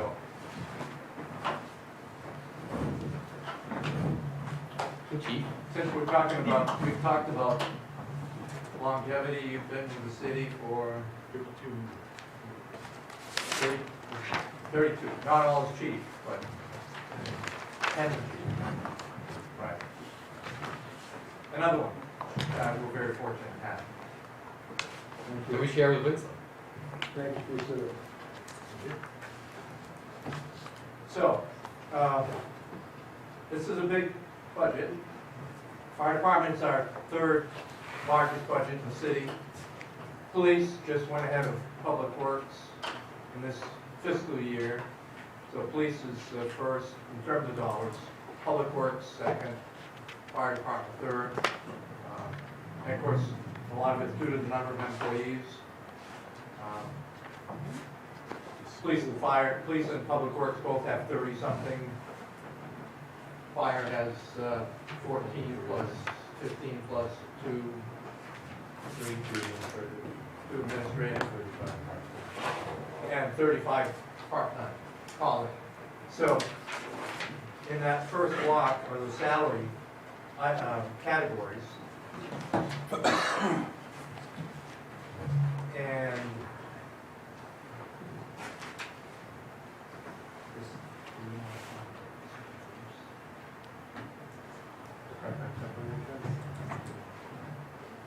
we can. That's kind of the favorite landing spot for taking money out from. There's not too many places where we've been cut for years and years and years.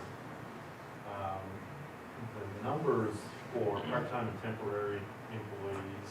set that fourth, fifth or sixth line in the first block.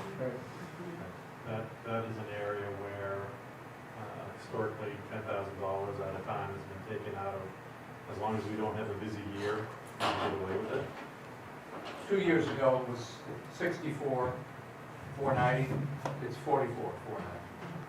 Oh, I'm sorry, it's proposed at 54,490, and when I talked with Chief LaFountain today, we talked about dropping that back to 44,490. But as he said, it is a guess, a risk, an estimate. How many fires are there gonna be? Who's gonna show up? How much will we have to call firefighter expense? Because that's what that basically is. Paying for training. Paying for training for call firefighters. But we could save some money in the budget right there by going from 54,490 to 44,490. The middle section, designated as fringe benefits, is an area that usually I get from Bobby Joe at HR. I don't really have a whole lot to say about that. Then, of course, you get the operational side of the budget. The biggest monkey I have on my back is hydrant rental. That's going up 5%. For the longest time, all of the Well, city fire. So can you just explain that so people in the audience understand what a hydrant rental is? Well, a lot of people think that we pay by the hydrant, we rent by the hydrant, but it's actually like CMP has a standby charge that you pay for the capacity.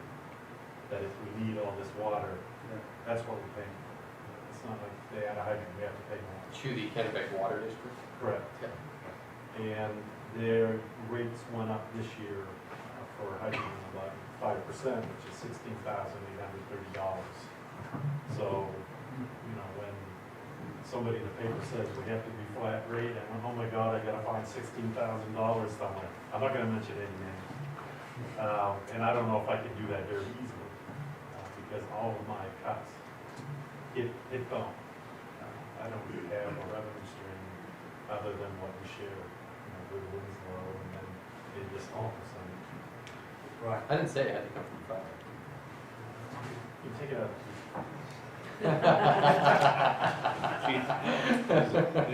Is the hydrant rental, say in Winslow, typically in the fire department budget? No.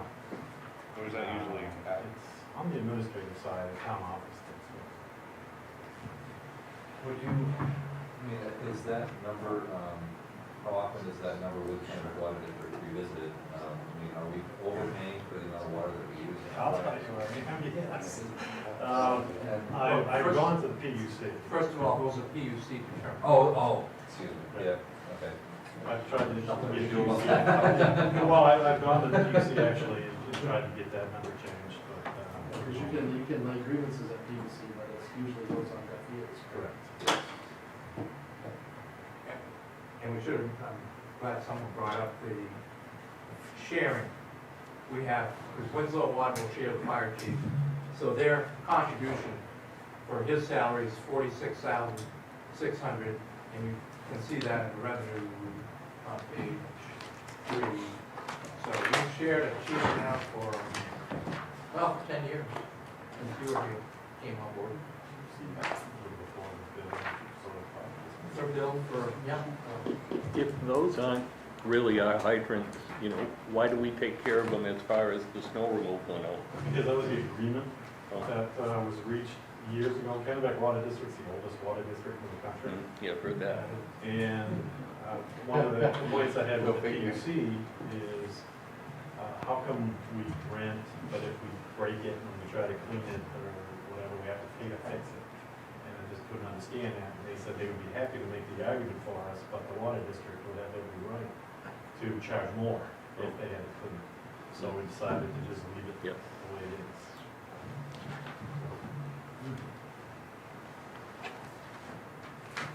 Another big increase, if we're going down through the operational block, the last block on that page, is the vehicle maintenance going from 50,000 to 60,000. Again, another account, it's an estimate, it's a guess, how much a vehicle replacement cost is going to be next year. Who knows?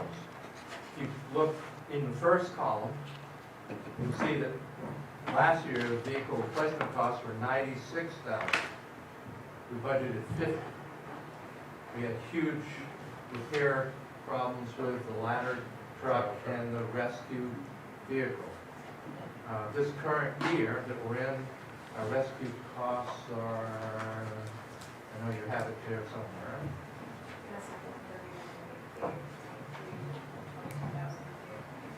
So we're at 22,000 in vehicle maintenance. As of January 31st. So we're doing pretty good this year. So there could be some leg over there.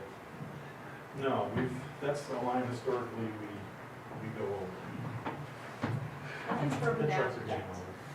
I guess one comment I'll make, I'll just kind of give you a brief story on it, is in regards to when I was at Orono, University of Maine at Orono, I'm in the dormitory and someone in the dorm burns popcorn, fire department comes, all of a sudden our whole floor gets charged with $200.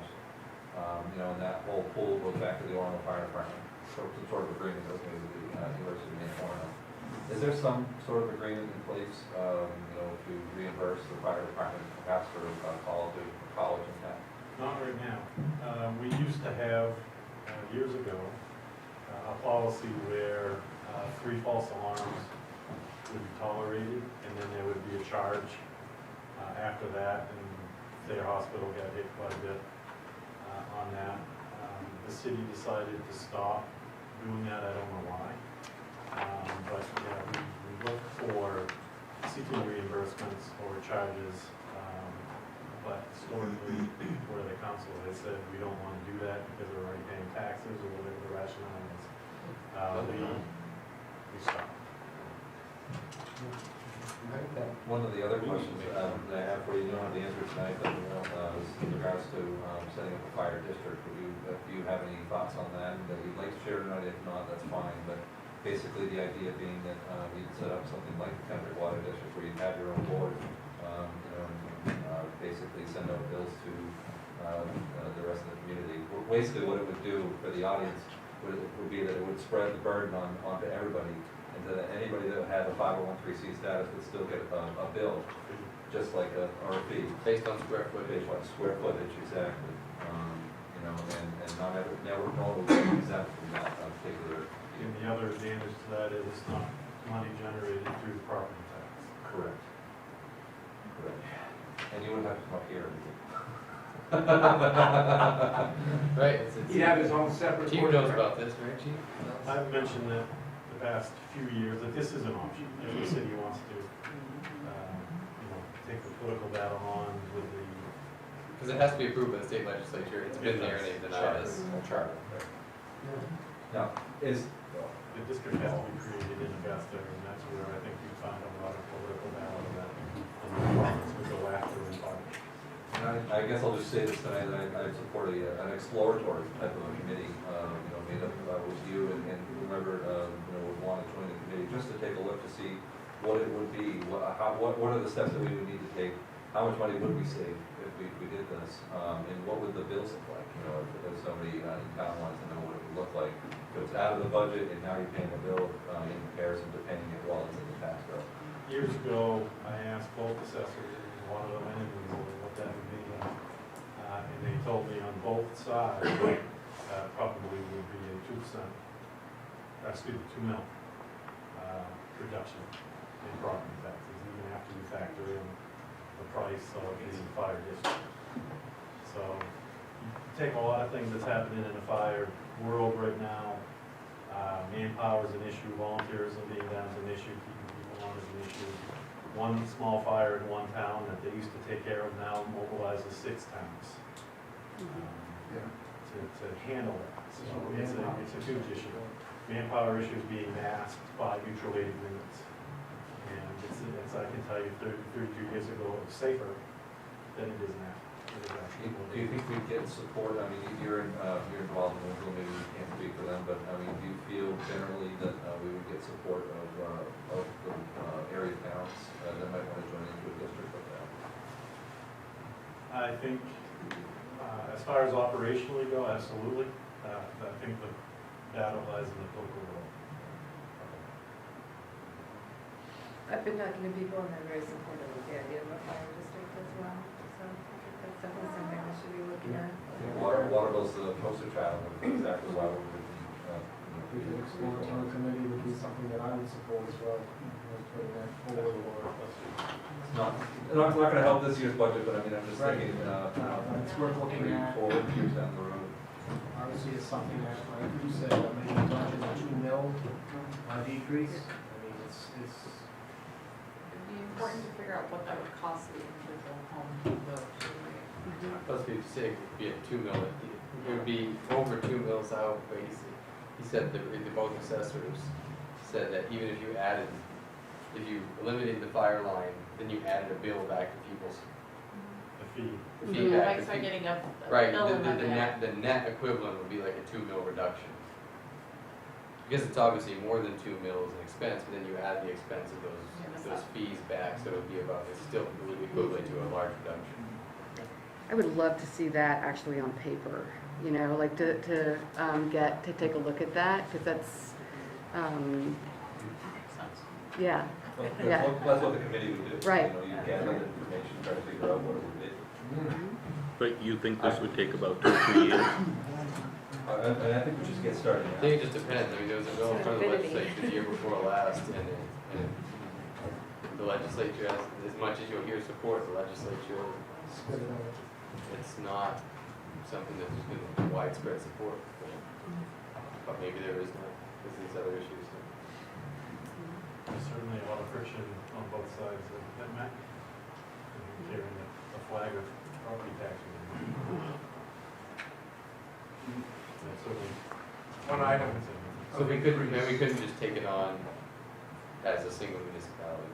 No, we looked at this years ago, when Chief Fournier was here, and I believe they looked at putting Clinton, Fairfield, Waterville, Winslow, maybe Oakland, I'm not sure, in Foreman.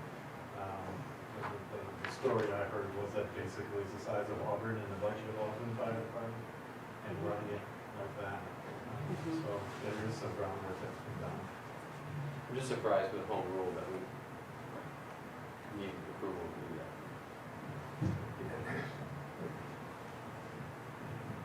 Another item of increase in the budget that I know you've asked about, Steve, is the training and conferences. I decided to leave that in there to support the chief's increase, training and conferences. Currently, our budget year at 9,000. David was requesting 13. I'm recommending 12, so that's a $3,000 increase for training and conferences, but I wanted him to be able to explain the importance of it, and it's kind of what you said under your training thing, but.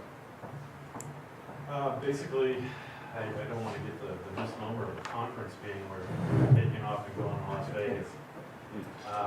This training and conference package maintains certifications. For instance, there's a Maine building officials seminar conference at Savasco in Bath. That is a coordinated seminars between the Maine building officials and the fire chiefs. That is a conference I used to go to every year, but now, by the time it comes around, there's no money left in that account. Because I've sent people that it takes more training now for an EMT to keep their EMT license, because they have to meet national standards. So there's more hours committed there, which also reflects in overtime, because they're training. But it's everything. It's technical rescue, it's hazardous materials, it's all the things that we do as a job, because my feeling is, and I drive to the employees, is when people call you, they expect you to know the answer. They expect you to do the right thing. And I think we all expect that, but to maintain that level means you gotta go to school and learn that job, and practice that job. And we've done a really good job with that. Now, that being said, I've got a fire attack school weekend coming up. Winslow, I have like 9 people signed up. My assistant asked me yesterday, after nobody from Waterville was signing up, I said, because there's no more money for that. I went after the investigators, and I said, how come none of you are going to this conference in Biddeford, I think it was? And they said, we see your budget, there's no money there, so they're not putting in for the training that they normally would. So that's why I'm looking to put more money in there so I can keep them sharp. I can put it, maybe put it under the capital piece, but you do it with furnace that's kind of chugging along, whatever I heard. Right, that was I believe it was the furnace that made the trip from the old station to the new station. And it's obsolete, cannot be repaired, and we went through last year on one furnace. So we're looking to, put that insurance policy of if this one breaks during the winter, we'll have a backup. And those usually run as a master slave. The way I understand it is that they alternate back and forth, so one's not getting all the wear and tear. So yeah, that's the furnace that I'm looking at, is taking the money we got from selling the old rescue truck. That pays for, I believe, is half. A little less than half remains, and that's what I'm looking to patch the rest of that job. 30's in the bank, we need 25 more roughly. My general question that I had, in regards to Mike. Yep. One of the questions that I had was why do we have this capital improvement section of the budget? Why aren't these maybe included as capital for fire department? Again, it's kind of like a organization within the budget. It seems like we're going back and forth. I knew about the furnace, but I mean, I wouldn't have known about it until we discussed the capital improvement. The thinking always has been that if you put those capital improvement items in the operational budget, it makes the operational budget look, it's got a huge blip. And then the next year, the capital improvement item's gone, the budget goes back down to another number. So you see these huge fluctuations in the operational budget. If you look at it over time, see what the heck's going on. I think it's much better to have all the capital improvements, public works, fire, whatever, in one capital improvement budget. You can track those over time too. If they're hidden within the operation over time. You can't, it's not accrual accounting. With public accounting, it has to, it's cash basis accounting. Yeah. We could include the That's the big, furnace. that was my question a long time ago. I was like, why don't you appreciate that over X amount of years? Someone might look at the fire department budget and say, why is it 35,000 more this year than last year? Well, we've got the one-time expense of fixing the furnace. The other thing too is how those capital improvements are paid for. They've been paid for with bond money. So we've been looping them together because of, in the last 6 years, have all been paid through bonds. Could it be something, I guess this is just a general question, that maybe we allocate a certain level? For going year to year, we can't appreciate it, so I'm just trying to think of if we could put it into a fund, if we save 15,000 this year, 15,000 next year, if we could use that 30,000 altogether to pay for the furnace. So what you want to look at is the debt schedule, which doesn't have any major changes in the upcoming year or two, because all our bonds are relatively new. It was a time when you can kind of see like the steps of bonds coming off, because of recent refinancings and stuff. Everything's pretty current, so there's not any major drops in our debt payments. Yeah. 12 million in 3 years. Makes it tough.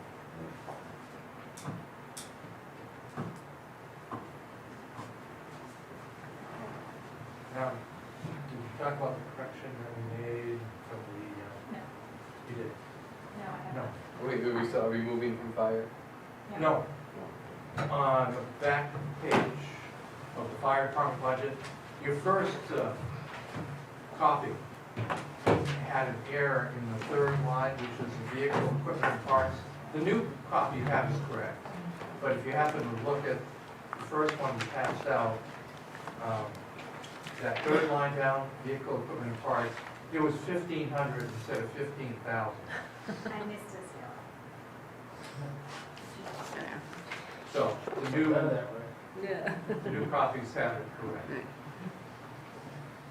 And are we changing the 108 to 98 because they decided about the part-time and temporary? No, we didn't decide on that. Oh, we didn't? I thought you said today that you took out 10,000. Mike did. Yep, we're offering that. We did. Whether you guys want to do it now or save changes for later. Oh, It has not come out of the budget on paper. Okay. We can keep a list going of possible changes up and down. Yeah. Matter of fact, that 15,000, that's when you look at, or did we correct the summary statements to reflect that change? I have not done the summary statements yet because I was waiting for whatever changes you guys wanted to make. Okay. So we're saving those changes.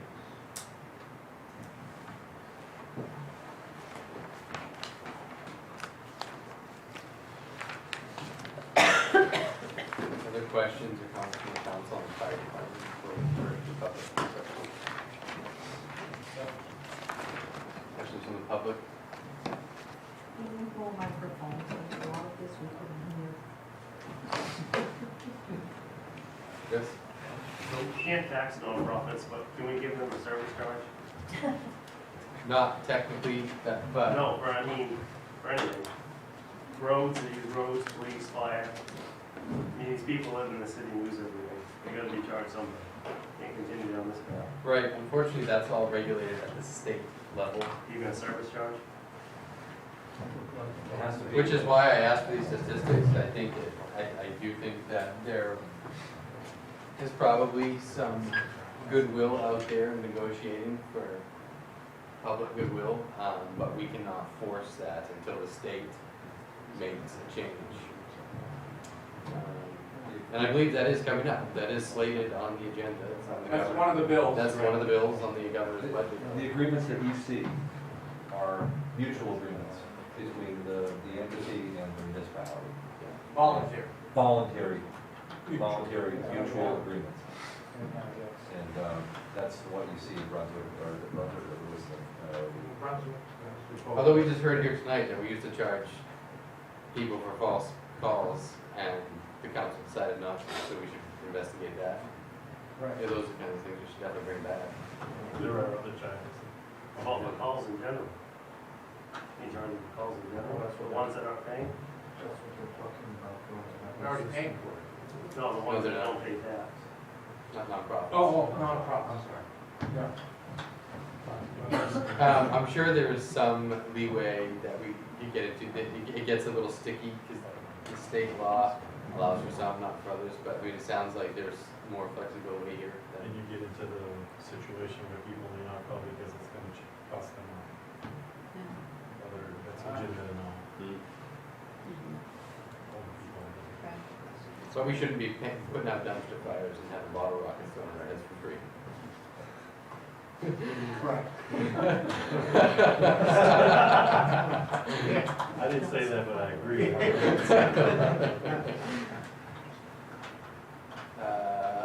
Yes, I saw your. What was the bill you were just referring to that's coming up in the legislature? Tax, the local option to tax nonprofits. Oh, for taxi procurement. Yeah. Then I got another question. Yes. I think if you, besides the fire district and possibly street repair district or whatever, if you keep getting some of those other revenue streams in, then we keep lowering our property tax rate, then we will be constantly compared with how high we are compared to everybody else. And as far as the state not being willing to let us do something like this, we should say to them that, you reneged, you dropped your end of the bargain with revenue sharing, and you put us in a tough spot. Now you need to give us some help here. Well, I think boundaries could be pushed on home rule. I think that more boundaries could be pushed, and it would be interesting to see how much pushback we got if we just assumed the power to do certain things. I think we should probably tell our local senators, state senators, and legislators at least what we'd like to see. Yeah.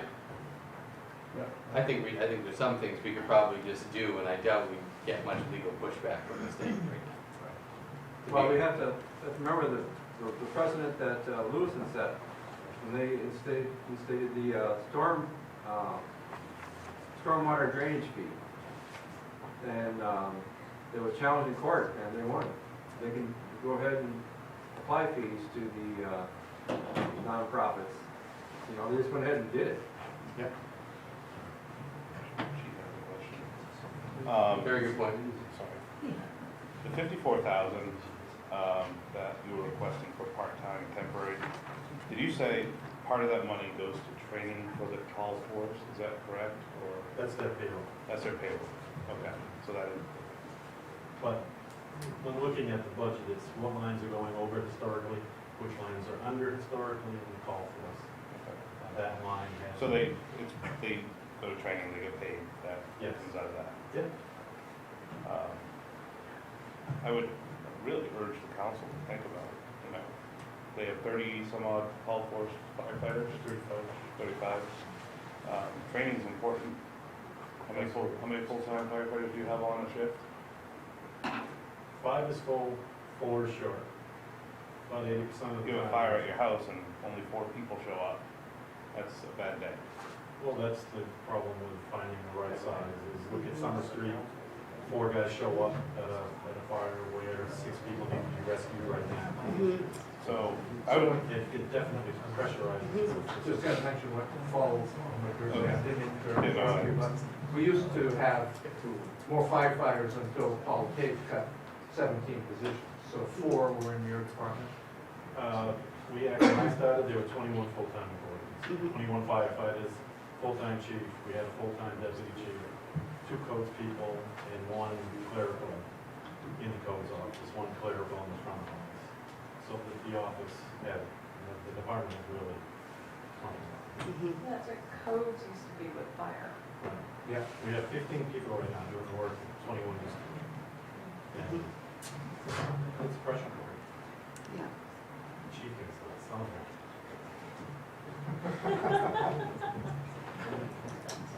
I would, strongly consider keeping $10,000 in that budget line for training purposes. I mean, it's important, so. Well, let's keep that on the list of things to look at when we make changes, and council can vote on them as we go along. That might be good.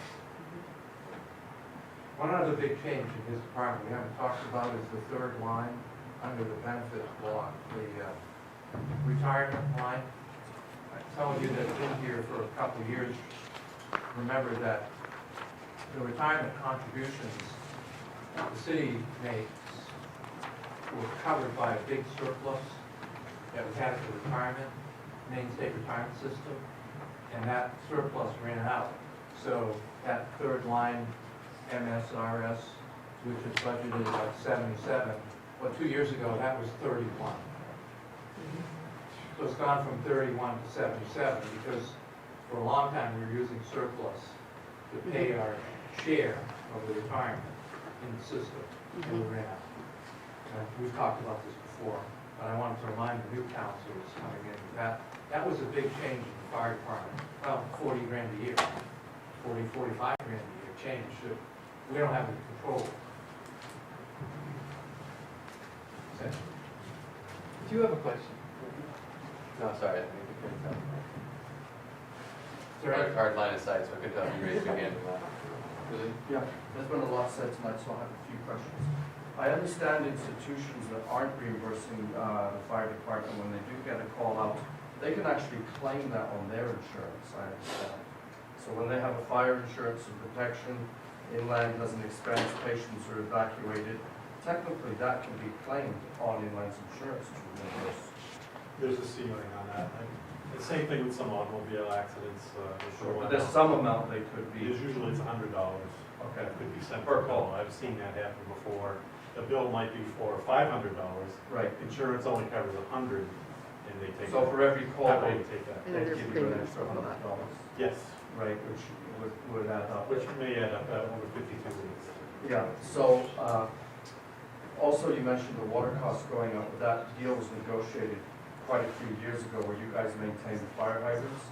Is there any leverage to go back now and say, hey, you jacked us up 5%, let's, cut us some slack here, or maybe we won't maintain it? They have the upper hand. They do. By fire, and the PUC, that's okay. Yeah, we don't know that They side. want to do what they want. Right. Okay, so they got you by the, Yeah. okay. And the last question I had real quick, and it's more out of interest, is I was wondering how many heads you go through a year, just yourself approximately? And the other part of the question is now they've come down about $400 a pen to the generic ones, will that help out a bit in the budget? Okay. How many pens do we go through, John? Oh, really? Okay. Yeah, that's a nosy question, because my daughter has a peanut allergy. I'm surprised it's that low. Me too. Yeah. What was the number? I'm sorry, I couldn't hear. The question was, how many pens did we go through when you? There's more curiosity than. Yeah. And the Because answer was? The shelf life is a year, we go through about. Yeah. 8. Oh, okay. We go through a lot in our game. Yeah. Fortunately, it doesn't cost as much as that. Well, just for your information, you're probably aware, I do phone ahead, because I'll go to the pharmacy and they'll say, oh, we've got one that expires in a year. So I'll say phone the warehouse, and then they'll ship one the second year in 6 months. So. Yeah. Because I never end up using mine, so I'm like, but the window can be, I've seen them from trying to sell them for 6 months up to 2+ years. So it depends on what pharmacy. Yes. Well, we go with the hospital. Yeah. Gary and then Norton. I would just like to remind you people that, in my opinion, the biggest crisis that the city currently faces is the mill rate. It's the mill rate and the mill rate. We're looking at a 3 to 4 mill increase this year with no structural changes planned for the future, which means we're looking at another 3 to 4 mill next year, the year after, and the year after that. I've heard comments tonight about years ago we had 126 employees, we're now down to 109. I'm guessing, and Mike could correct me, but I'm theorizing the average cost per employee with overheads and insurances would be a ballpark $100,000. So that probably equates to $1.5 million ballpark. You're looking at 2 mills or under had we kept those extra 16 employees. So just something to think about where our crisis really lies. It is a mill rate, because we're talking about a lot of people out there, your constituents that are hurting. Well, yeah. By the way, Middleburg is 65. Economics, just to let you know that. And being in business for, when I came to Waterville, there were still elm trees on College Avenue, by the way. Before Dutch elm disease. Yeah, I remember yeah. when the elms all died. Not here, but. I'm glad you mentioned that because the school budget is not here. And I really object to that.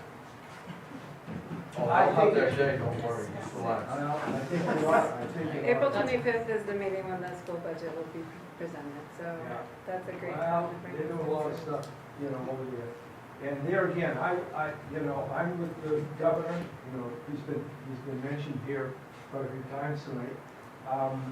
I think we could get rid of the superintendent's office in its entirety, and that would be a great start, and then we can have more teachers and more books and pencils, or whatever we need. Or we could restore revenue sharing, That would be fantastic. and that would solve the problem. Correctly to fund the vaccination. The problem is the decrease in the revenue. It's a percentage. Are we done with fire department? Obligation. I think, we done with the fire department? Okay. No, I had a lot of stuff. EpiPens, can you buy it from Canada? We could talk about this another time. So last question, fire department. So, Related you to guys- fire. You guys do, yes, you guys do a great job too, so, my questions are pretty constructive, as everyone's had. But, when you're talking about a 2 mil drop, if the structure of the fire billing was to change, would that be because the nonprofits would start having to pick up the tab? Yes. Okay, and I thoroughly support that because I've seen in the press, and I've been to 2 meetings this week where Colby faculty members have advocated for the mill rate to be increased. So, if they were to get the bill for the services they're using up there, I'm not talking about the whole Colby going non-profit. That's $5 million a year taxes that would be. I'm just talking about the fire bill, the police bill, looking at it differently. It's all very well to advocate for the residents' tax rate to increase on 6-figure salaries and saying stop the mill rate for the average person. And I've seen a lot of that in the press this week. I've seen it at meetings. And, it's very, very funny to hear for people advertising for residents to pay. And they only advertise for the schools. The rest of them are sticking together. No one's here for the fire or police, and they don't attend budget meetings all year, and then they show up at the school time when it's time for the school board, all hungry, but all the scraps, everything's been eaten and there's nothing left. And they weren't there every time our things are advocated for, that's fine, but then when it's time for the school. So I definitely think that they really need to look at the nonprofits, because and it's not us and them, I have a good paycheck, that's not the issue. But with more and more nonprofits coming, I think the sum of that is so small compared to the potential $5 million tax bill they would be paying if they were fully taxed. So I would really urge the council to explore that. Thank you. But remember though, that, that they were talking, he said 2 to 3 years, so don't think it's gonna happen in like June. Oh, I know. I know, I probably won't be living in Waterville by then. Thank you. Yeah. Michael? Thank you, sir. Thank you. Thank you, everyone, for coming. Oh, one more. At the two meetings ago at the city council, Professor Donahue had some statistical abstract. Did everybody pick one up? Because there's a lot of good information that needs to be in there. Mike, are they available at the office? I have 5 or 6 copies. That's great. Everybody should be looking at those, because there's a lot of good information and important. Mhm. And it's also available online too. Thank you, Brad. Thank you.